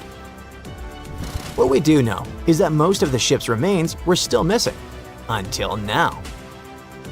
After 3 years of hard work, a team affiliated with the Australian National Maritime Museum believes they have finally found the Koning Willem de Tweede. The project kicked off in April of 2022, and its main goal has been to search for, locate, and carry out an archaeological survey of the shipwreck's remains. To do that, they mainly used 2 tools: underwater metal detectors and a marine magnetometer, a device that detects changes in the magnetic field of the seafloor. Soon, this technology started picking up a bunch of anomalies in the area where the shipwreck was believed to be. And by anomalies, I mean weird signals. Clues that something might be buried under the seabed, probably hidden under layers of sand or mud. They believe those signals were coming from the iron parts of the ship's windlass. That's a big winch at the front of the ship used to pull up the anchors. Some of those pieces were sticking up slightly from the seabed, along with a partially exposed iron frame. They also spotted a well-preserved wooden plank underneath the windlass, which suggests that more of the ship's hull is still down there, just buried under the sand. So why do they feel confident that this wreck is the Koning Willem de Tweede? Well, basically for 3 reasons. First, the location. The spot where they picked up those signals lines up with historical accounts of where the ship went down. And it just so happens to be the only known shipwreck in that part of Long Beach. Second, the size. The cluster of magnetic signals roughly matches the ship's documented length, which is about 140 feet. third and last reason, they found pieces of Chinese pottery from the 1800s right on the beach next to the site. When you put all those facts together, it basically screams Koning Willem de Tweede. That's why the team feels so confident they've finally discovered this historic ship. But even though they have good reasons to believe it, more research still needs to be done, so they're planning future visits to the site to keep monitoring things. The goal is to check the ship's condition and look for more parts of the hull or artifacts that might get uncovered as the seabed shifts over time. Let's hope they get lucky next time around. On a fine summer night of August 30th, 1892, a shipping magnate took his family for a cruise on Lake Superior. They were traveling on the Western Reserve, which was supposed to be one of the safest ships of its day. It was made of a type of steel like that used to construct the infamous Titanic, and it ended up with a similar tragic destiny. The ship broke in two and was found only 132 years later, in 2024. The 300-foot steamship was the first steel-plated freighter on the Great Lakes. One newspaper called it the Inland Greyhound because of how quickly it cut through the water. Peter H. Minch was the owner and inventor of this vehicle, which had been built just 2 years earlier in Cleveland. On the night of its last voyage, the ship set off toward Two Harbors, Minnesota. Minch brought along 5 of his family members: his wife, their 2 kids, his sister-in-law, and his niece. There were also 22 crew members aboard. It was a pleasant and smooth ride while they were sailing across Lake Huron. But as soon as they left Whitefish Bay, the lake turned wild, and the crew had to drop anchor for a while. Later that evening, as they entered Lake Superior around 9 p.m., a fierce summer storm moved in with powerful winds and crashing waves. Then disaster. The ship began to split in two. Within just 10 minutes, the Western Reserve was completely underwater. Everyone managed to get into lifeboats. The Minch family, with some crew members, took the wooden one, and the remaining 10 people got into the metal one. But the storm was so brutal that the metal boats sank right away, and only a few made it into the other lifeboat. That second boat floated for the next 10 hours. A steamship passed by, but didn't notice or hear the people calling for help. Around 7 o'clock the next morning, the lifeboat got within a mile of shore near Deer Park, Michigan. They were so close to safety, but sadly, the lifeboat flipped too, and they all ended up in the freezing water. The only survivor of this tragedy was 24-year-old Harry Stewart, the ship's wheelsman. He swam a full mile through the freezing water and made it to shore, almost unconscious but alive. He later mentioned he survived only thanks to a heavy-knit, close-fitting pea jacket. The Western Reserve was lost for over 100 years until a couple of determined explorers finally tracked it down.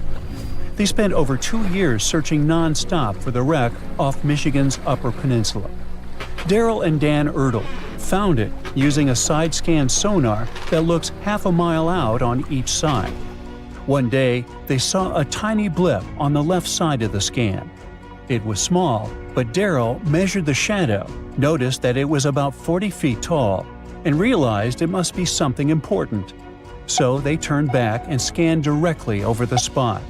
They saw cargo hatches and the wreck that looked like the ship had snapped in two, with one half lying on top of the other in an almost impossible position. Each piece measured around 150 feet long, and once they checked the width, they knew for sure that they had just found the legendary Western Reserve. Historians are still not sure why the vessel, that was supposed to be unsinkable, suddenly snapped in half, but they have a few solid theories. One idea is something called hogging. It happens when the ship rides up over a giant wave and the bow and stern are left hanging in the air with nothing underneath to support them. That puts a large amount of pressure on the middle, and it bends down like a stick when you're pulling both ends. Another plausible reason concerns the steel the vessel was made of. Back then, steel was the hot new substitute for iron. But quality control wasn't perfect. Some steel plates weren't made very well, which could have caused a serious weak point in the ship's body. There's also the chance that the ship didn't have enough ballast, which is the weight used to keep it stable, or maybe it wasn't balanced correctly. Sadly, just 8 weeks after the Western Reserve tragedy, another vessel that had been built at the same time with similar mill runs of steel plate repeated the destiny of its twin. The W.H. Gilcher was a steam freighter used to transport cargo between ports on the Great Lakes. It set out on what was supposed to be a routine trip on October 26, 1892. Loaded with over 3,000 tons of coal, the ship left Buffalo heading for Milwaukee. Captain Leeds H. Weeks and a crew of 18 were on board. Everything seemed normal at first, and by the afternoon of October 28th, the ship passed through the Straits of Mackinac and entered Lake Michigan. It was expected to reach Milwaukee by the 30th, but it never made it. A massive storm slammed into Lake Michigan and Lake Huron on October 28th and 29th, and created havoc on travel plans for many ships. When the storm finally passed and boats started pulling into port, people began to piece together what happened to the W.H. Gilcher. One captain who was sailing nearby on his schooner said he saw a large steamer battling the storm about 20 miles northwest of North Manitou Island around 8 p.m. on the 28th. The ship looked helpless, and there was no movement or sign of life. Another captain later saw furniture and parts of the ship's bridge floating in the lake near South Manitou Island. Then 2 more steamers picked up broken pieces of W.H. Gilcher's pilot house in the same area. It became clear that the storm had destroyed the freighter, and tragically, no one survived. The Great Lakes are a hot spot for shipwrecks, and there have been between 6,000 to 10,000 of those starting in the 17th century. Back in 1679, the Griffon became the first European vessel to vanish without a trace on the lakes. It sailed all the way from Buffalo, New York, to Green Bay, Wisconsin, passing through Lake Erie, the Detroit River, Lake St. Clair, and Lake Huron before reaching Lake Michigan. After a stop in Green Bay, it started heading back, and then it was never seen again. In 1975, one of the most famous shipwrecks happened when the massive 729-foot ore carrier SS Edmund Fitzgerald sank in Lake Superior. A fall storm was supposed to stay far south of their route, but things changed fast. Another freighter, the Arthur M. Anderson, was following behind and kept in radio contact with the Fitz's captain, Ernest McSorley. By the afternoon of November 10th, waves were smashing over the deck, and wind gusts at over 80 miles per hour were hitting both ships hard. By 7:20 p.m., the Anderson couldn't reach the Fitzgerald by radio anymore, and it had vanished from radar. There was no distress call, no warning. The huge ship had just disappeared. Later, search crews found the wreck over 530 feet under the surface, broken into 2 giant pieces. No one of the 29 crew members survived, and no one witnessed what really happened. There could be all sorts of reasons for such tragedies, from errors in judgment and equipment failure to simply being in the wrong place at the wrong time. The Great Lakes are massive bodies of water with weather systems that you would expect to find in seas. These inland seas sit deep in the middle of the continent, and hurricane-strength winds and powerful storms form here. Many of them hit in November and December, when the waters are still warm from the summer, but Canadian cold air is starting to push down. There's a huge difference in temperature between the air and water. This difference and strong winds lead to massive waves. Plus, ice forms more easily in fresh water than in salt water. It builds up on ships quickly, and crew members also have to get around tricky ice waters. Water levels here are also unstable. In wet years, storms are more likely to happen, and this makes the risk of damage or disaster higher. A ship filled with gold and other treasures worth over $13 million was found in the middle of the Namibian desert after almost 500 years. The worker who found it was actually looking for diamonds, but ended up with something way more valuable for history. There were some blocks of copper, some wood, pipes, and elephant tusks. The miners called for an archaeologist, who soon realized it wasn't a disturbed beach like they thought, but a shipwreck. All evidence showed that it was a Portuguese trading vessel, Bom Jesus, that went missing in the 16th century. Experts believe it was a special kind of ship that was bigger, stronger, and better than older ships from Portugal and Spain. These ships were built to take Portuguese explorers on long trips to distant places like India, China, and Japan, and come back with tons of cargo. The Bom Jesus was likely carrying treasures from Lisbon, Portugal, to Western India. But it looks like on its way around the southern tip of Africa, near Namibia, a big storm pushed the ship too close to the shore. The ship hit a rock, tipped over, and broke apart, sinking into the ocean. Archaeologists found treasure from the captain's chest under the water, which probably fell out when the ship's wooden hull broke.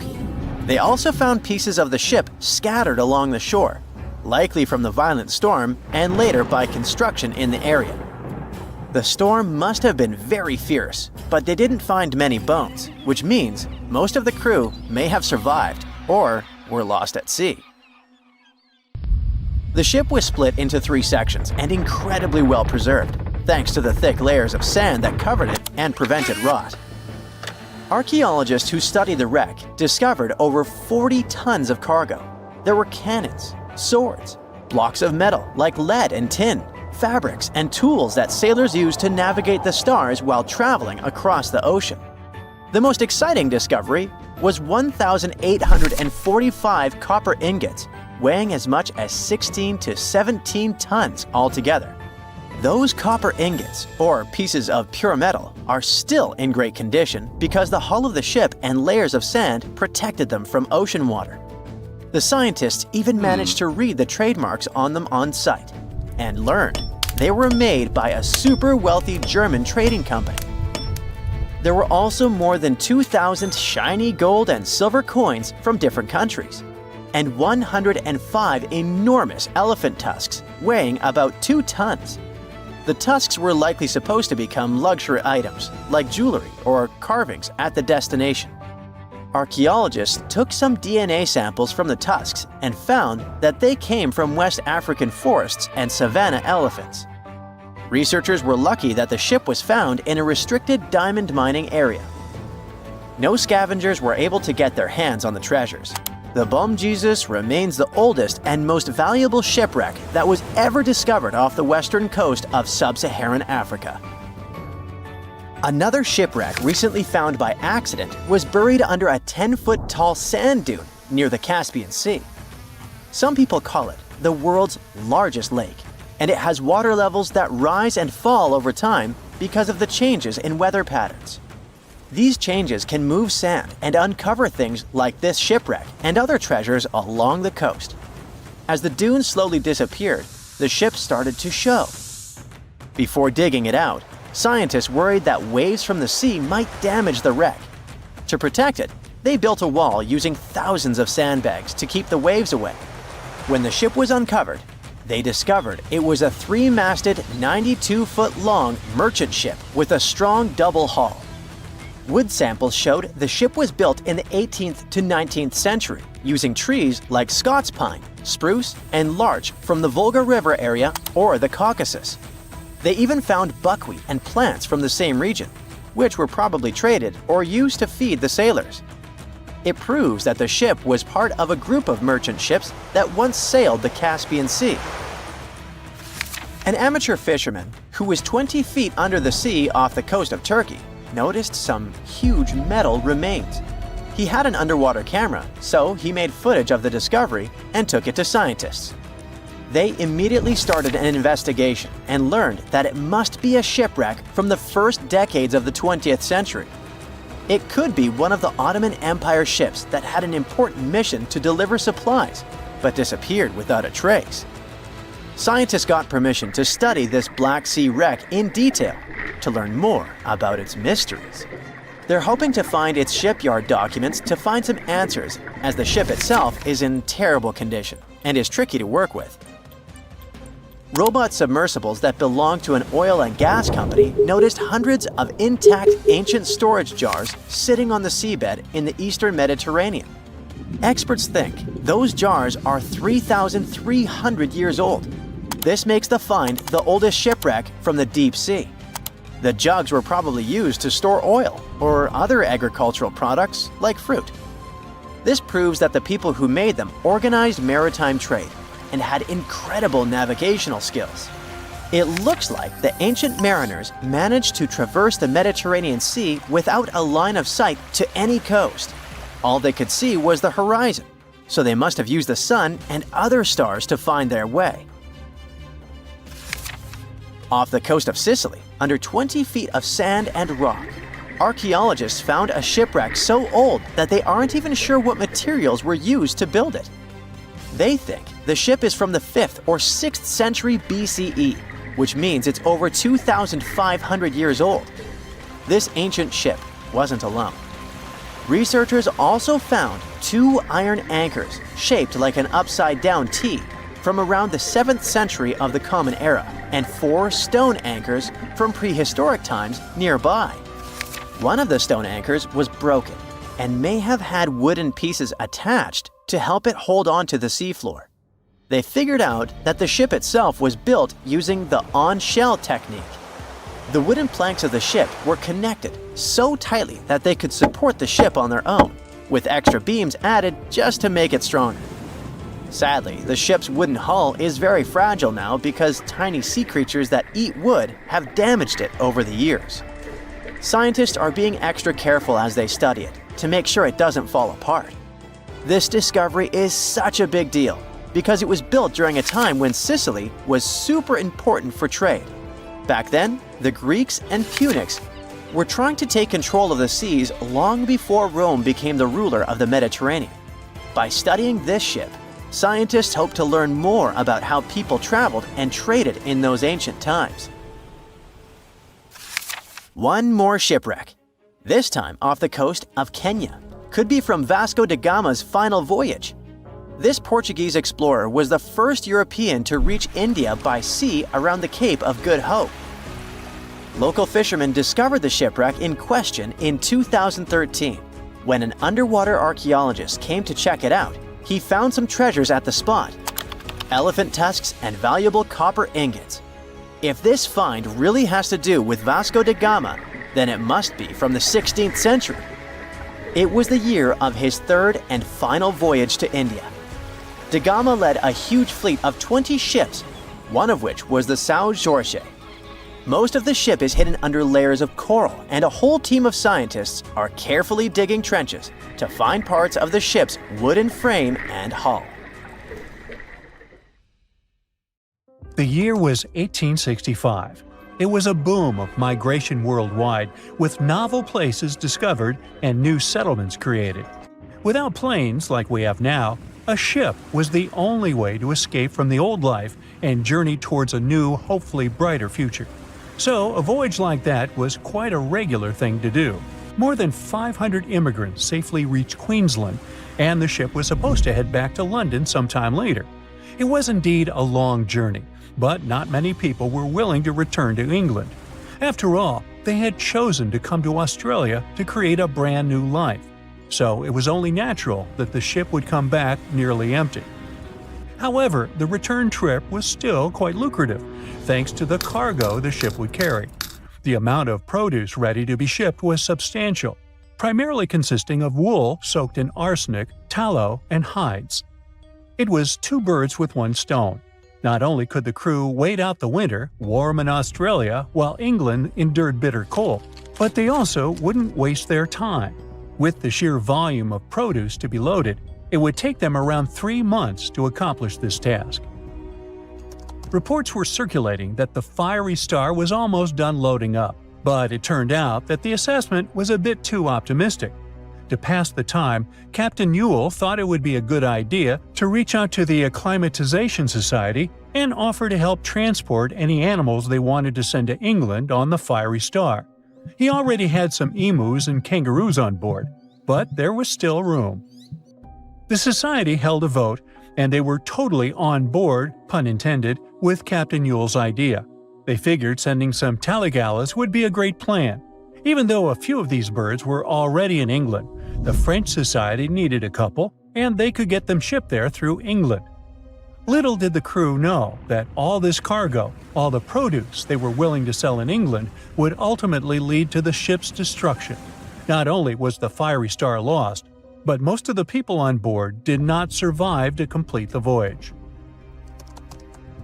March 23rd. That was the day when the ship manifest was finally published. A manifest is a list that details the cargo, passengers, and crew of a ship, plane, or vehicle, primarily for customs officials. This document helps those involved in the transport verify that everyone and everything that was loaded is still on board when the vehicle reaches its destination. Once it's published, it means the ship is almost ready to depart. There were 3 possible ways of passenger accommodation. First, there was the saloon, the antiquated name for first class. Next, there was the second cabin, which is, logically, second class. Finally, there was the steerage, the cheapest form of passenger accommodation on a ship. Back in the 19th and early 20th centuries, many people traveled from their homelands, often to North America and Australia, looking for a fresh start. Most of them were poor and had limited funds for travel. In total, there were 8 people in the saloon, another 8 in the second cabin, and only 21 steerage passengers. Out of the 37 passengers, only one, John Ormond, would make it out alive. He bought a ticket for the steerage, so unlike the Titanic situation, in this case, the class didn't really matter. The crew members list wasn't as detailed as the passengers. It was known that, in total, there were around 55 people in the crew, from able-bodied seamen to crew members simply called boys.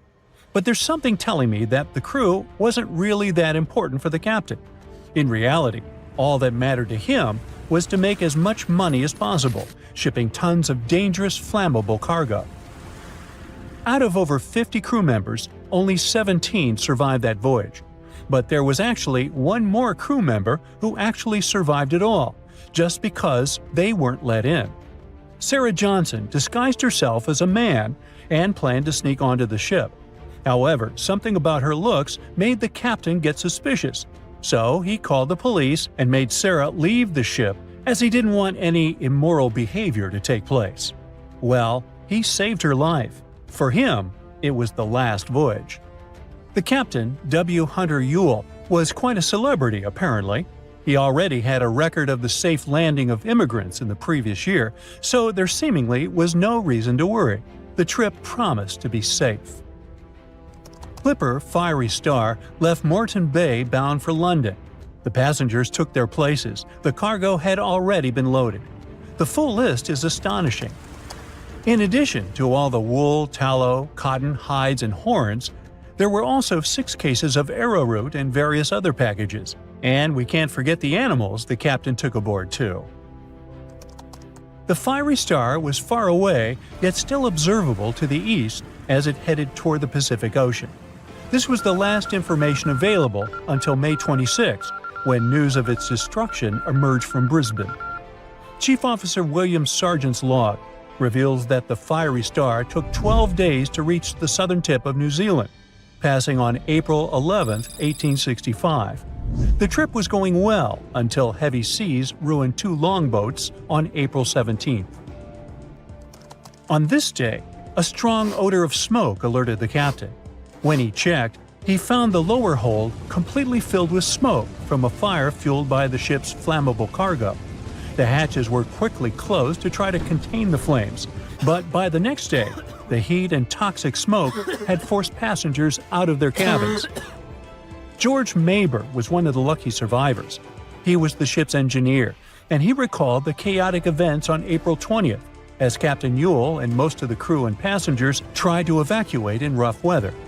At around 6 p.m., the ship took on water, and without much warning, Captain Yule, 4 crew members, and a few female passengers hopped into a lifeboat and headed out. The next boat, managed by the second mate, Mr. Adio, was a gig, followed by a crowded jolly boat. Lastly, there was a waste boat, which was barely seaworthy, with 2 men constantly bailing water to keep it afloat. The plan was for the boats to stay close to the Fiery Star overnight and head for the Chatham Islands the next morning. But by dawn on April 21st, all 4 boats had vanished without a trace. On the burning ship, there were 17 crew members and passenger John Oman, who banded together under Chief Officer William Sargent's leadership. For 5 days and nights, George Maber pumped water on the fire without rest. He volunteered to go down the forehatch with a rope around him and a handkerchief over his mouth. He discovered that the foremast had been burned through for about 7 inches, and the port side was severely damaged, resembling an empty shell. Exhausted, he returned for fresh air, but later descended again with Quartermaster Marshall to access a water tank. They couldn't open the lid, and as George crawled over the hides, he felt himself sinking. When they reached the deck, they collapsed from exhaustion. The cargo had been destroyed by smoke and fire, and the heat on the deck was intolerable. The crew survived on limited rations and caged chickens, using every spare piece of wood, including pigsties for the pumps. Distressed pigs ran wild in the heat. A raft was constructed, but was too weak for the open sea. Sleep was elusive, and the crew had lost everything, with only hopes of reaching land or meeting another ship. Finally, the Dauntless appeared and sent a lifeboat to the Fiery Star. Captain Moore boarded the Fiery Star on May 12th, and after assessing the situation, he agreed that the crew could do no more. They boarded the Dauntless at 4 p.m., witnessing the Fiery Star succumb to flames by 11:30 p.m. It was a narrow escape. Ah, cruise ships. Amazing views, exotic destinations. What more could you ask for? While cruising on a megaship is usually super safe, it's good to know some of the secret codes they use on board. One of the scariest things you might hear is Code Red. That means there's a virus running rampant on the ship, and they need to do a serious deep clean. Sick passengers are stuck in their cabins until further notice. But the only announcement that might give you chills is Operation Rising Star, which means a passenger has passed away. On a lighter note, Operation Bright Star, not to be confused with Brightside, refers to a less critical medical emergency. If you hear PVI, that stands for a public vomiting incident. Yep, you heard that right.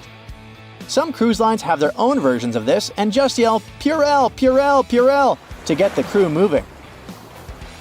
There are tons of codes to keep track of, and let's be real, it's hard to remember them all, especially if you're not cruising all the time. So, here's a quick tip. If there's a fire or other emergency, you'll hear a general alarm bell. That means 7 or more short blasts of the ship's whistle, followed by 1 long blast. That's your cue to head to the muster station. Cruise ships are packed with unexpected features that many folks, especially first-timers, might not realize. Some of these floating hotels are massive, almost like small cities. While it's pretty easy to get the hang of all the fun stuff, think water parks, tattoo shops, and tons of dining options, there's also a whole hidden world below the decks that remains a bit of a mystery. So in most cases, there's a morgue, which makes sense as you never know when you hear Operation Rising Star. With millions of passengers cruising every year, it's sadly not uncommon for people to pass away on board. Because of this, many ships are equipped with a morgue and extra body bags just in case. Usually found on the lowest deck, the morgue is a small, stainless steel room that can hold anywhere from 2 to 10 bodies, depending on the ship's size. If someone dies, the ship's staff will alert the authorities back on land. A medical team will check things out and then move the body to the morgue until arrangements can be made. Typically, the body is taken off at the next port, but sometimes it stays on board until the cruise wraps up. Okay, and what if there's a real criminal aboard?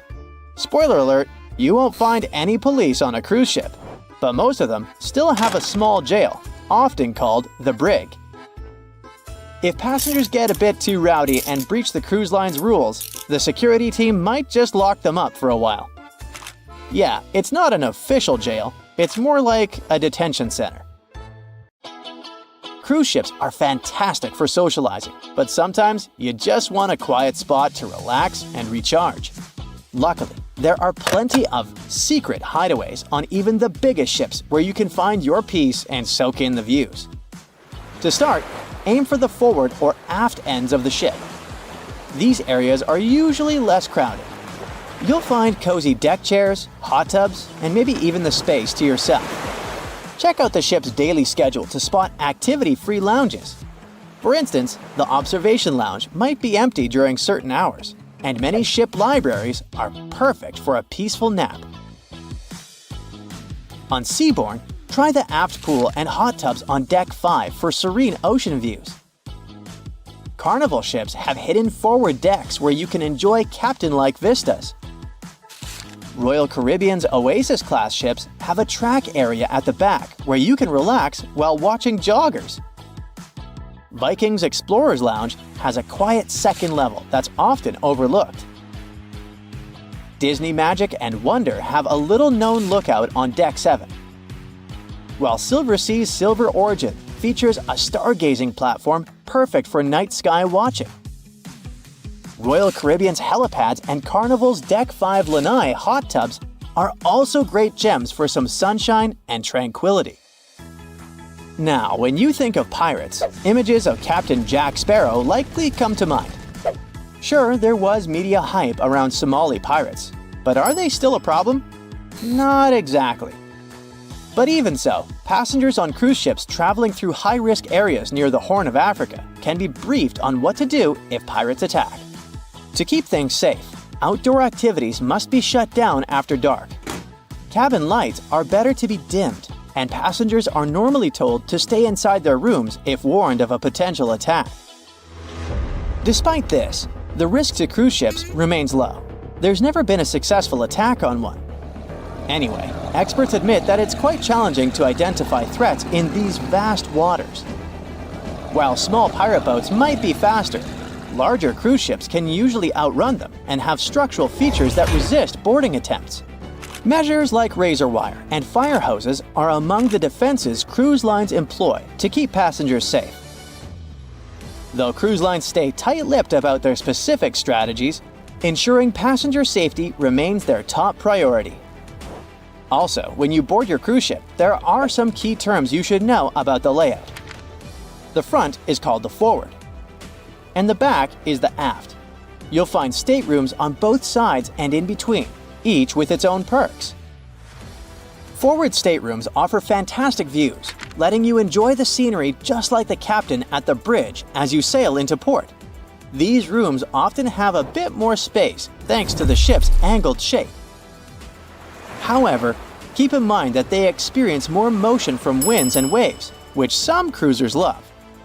While forward verandas are rare and can be windswept, the ocean view staterooms here often feature bigger windows for amazing vistas. On the flip side, aft staterooms provide stunning views of the ship's wake and great sights as you leave port. These rooms also typically have larger verandas, sometimes L-shaped, perfect for relaxing. Many dining options are also found towards the aft, making mealtime convenient. Just know that these rooms can be a bit further from elevators, requiring some extra walking. Don't forget to check the ship's deck plan before booking. If noise is a concern, avoid staterooms near busy areas. And finally, higher decks are usually pricier but offer better views and access to pool decks. Hey, you know how I-95 is one of the most crowded highways in the US? Well, there's also an I-95 on cruise ships, but it's just a hallway. This I-95 is down on Deck 0, and that's where the crew is hustling away under your feet. It's the crew's lifeline, where they do their laundry, hit up the nurse if needed, transfer your luggage, and sneak back into their tiny cabins for a breather. Now, if you romanticize working on a ship, let me try to talk you out of it, especially if you're into food. You won't be treated for leftover stuff. These are just rumors circulating online.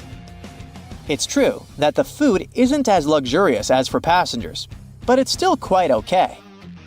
And if someone from the crew wants to treat themselves to something special, They can make a trip to a grocery store at a port to stock up on their favorite snacks to enjoy in their cabins. Yep, the crew members literally live on a ship. Their rooms are tiny and don't even have windows. Picture a bunk bed crammed into a space where the top bunk is so close to the ceiling, you end up bumping your head every morning. They have a tiny closet and just 2 drawers, which means you can only fit a couple of outfits. And what about bathrooms, you may ask? They're so cramped, you could sit on the toilet, take a shower, and brush your teeth all at the same time if you really wanted to. As for sleep, they don't really sleep at night. Instead, they catch cat naps throughout the day. It's tough to squeeze in a full night's sleep when shifts can last over 12 hours, and any free time usually goes to traveling, eating, or partying. That's it for today. So hey, if you pacified your curiosity, then give the video a like and share it with your friends. Or if you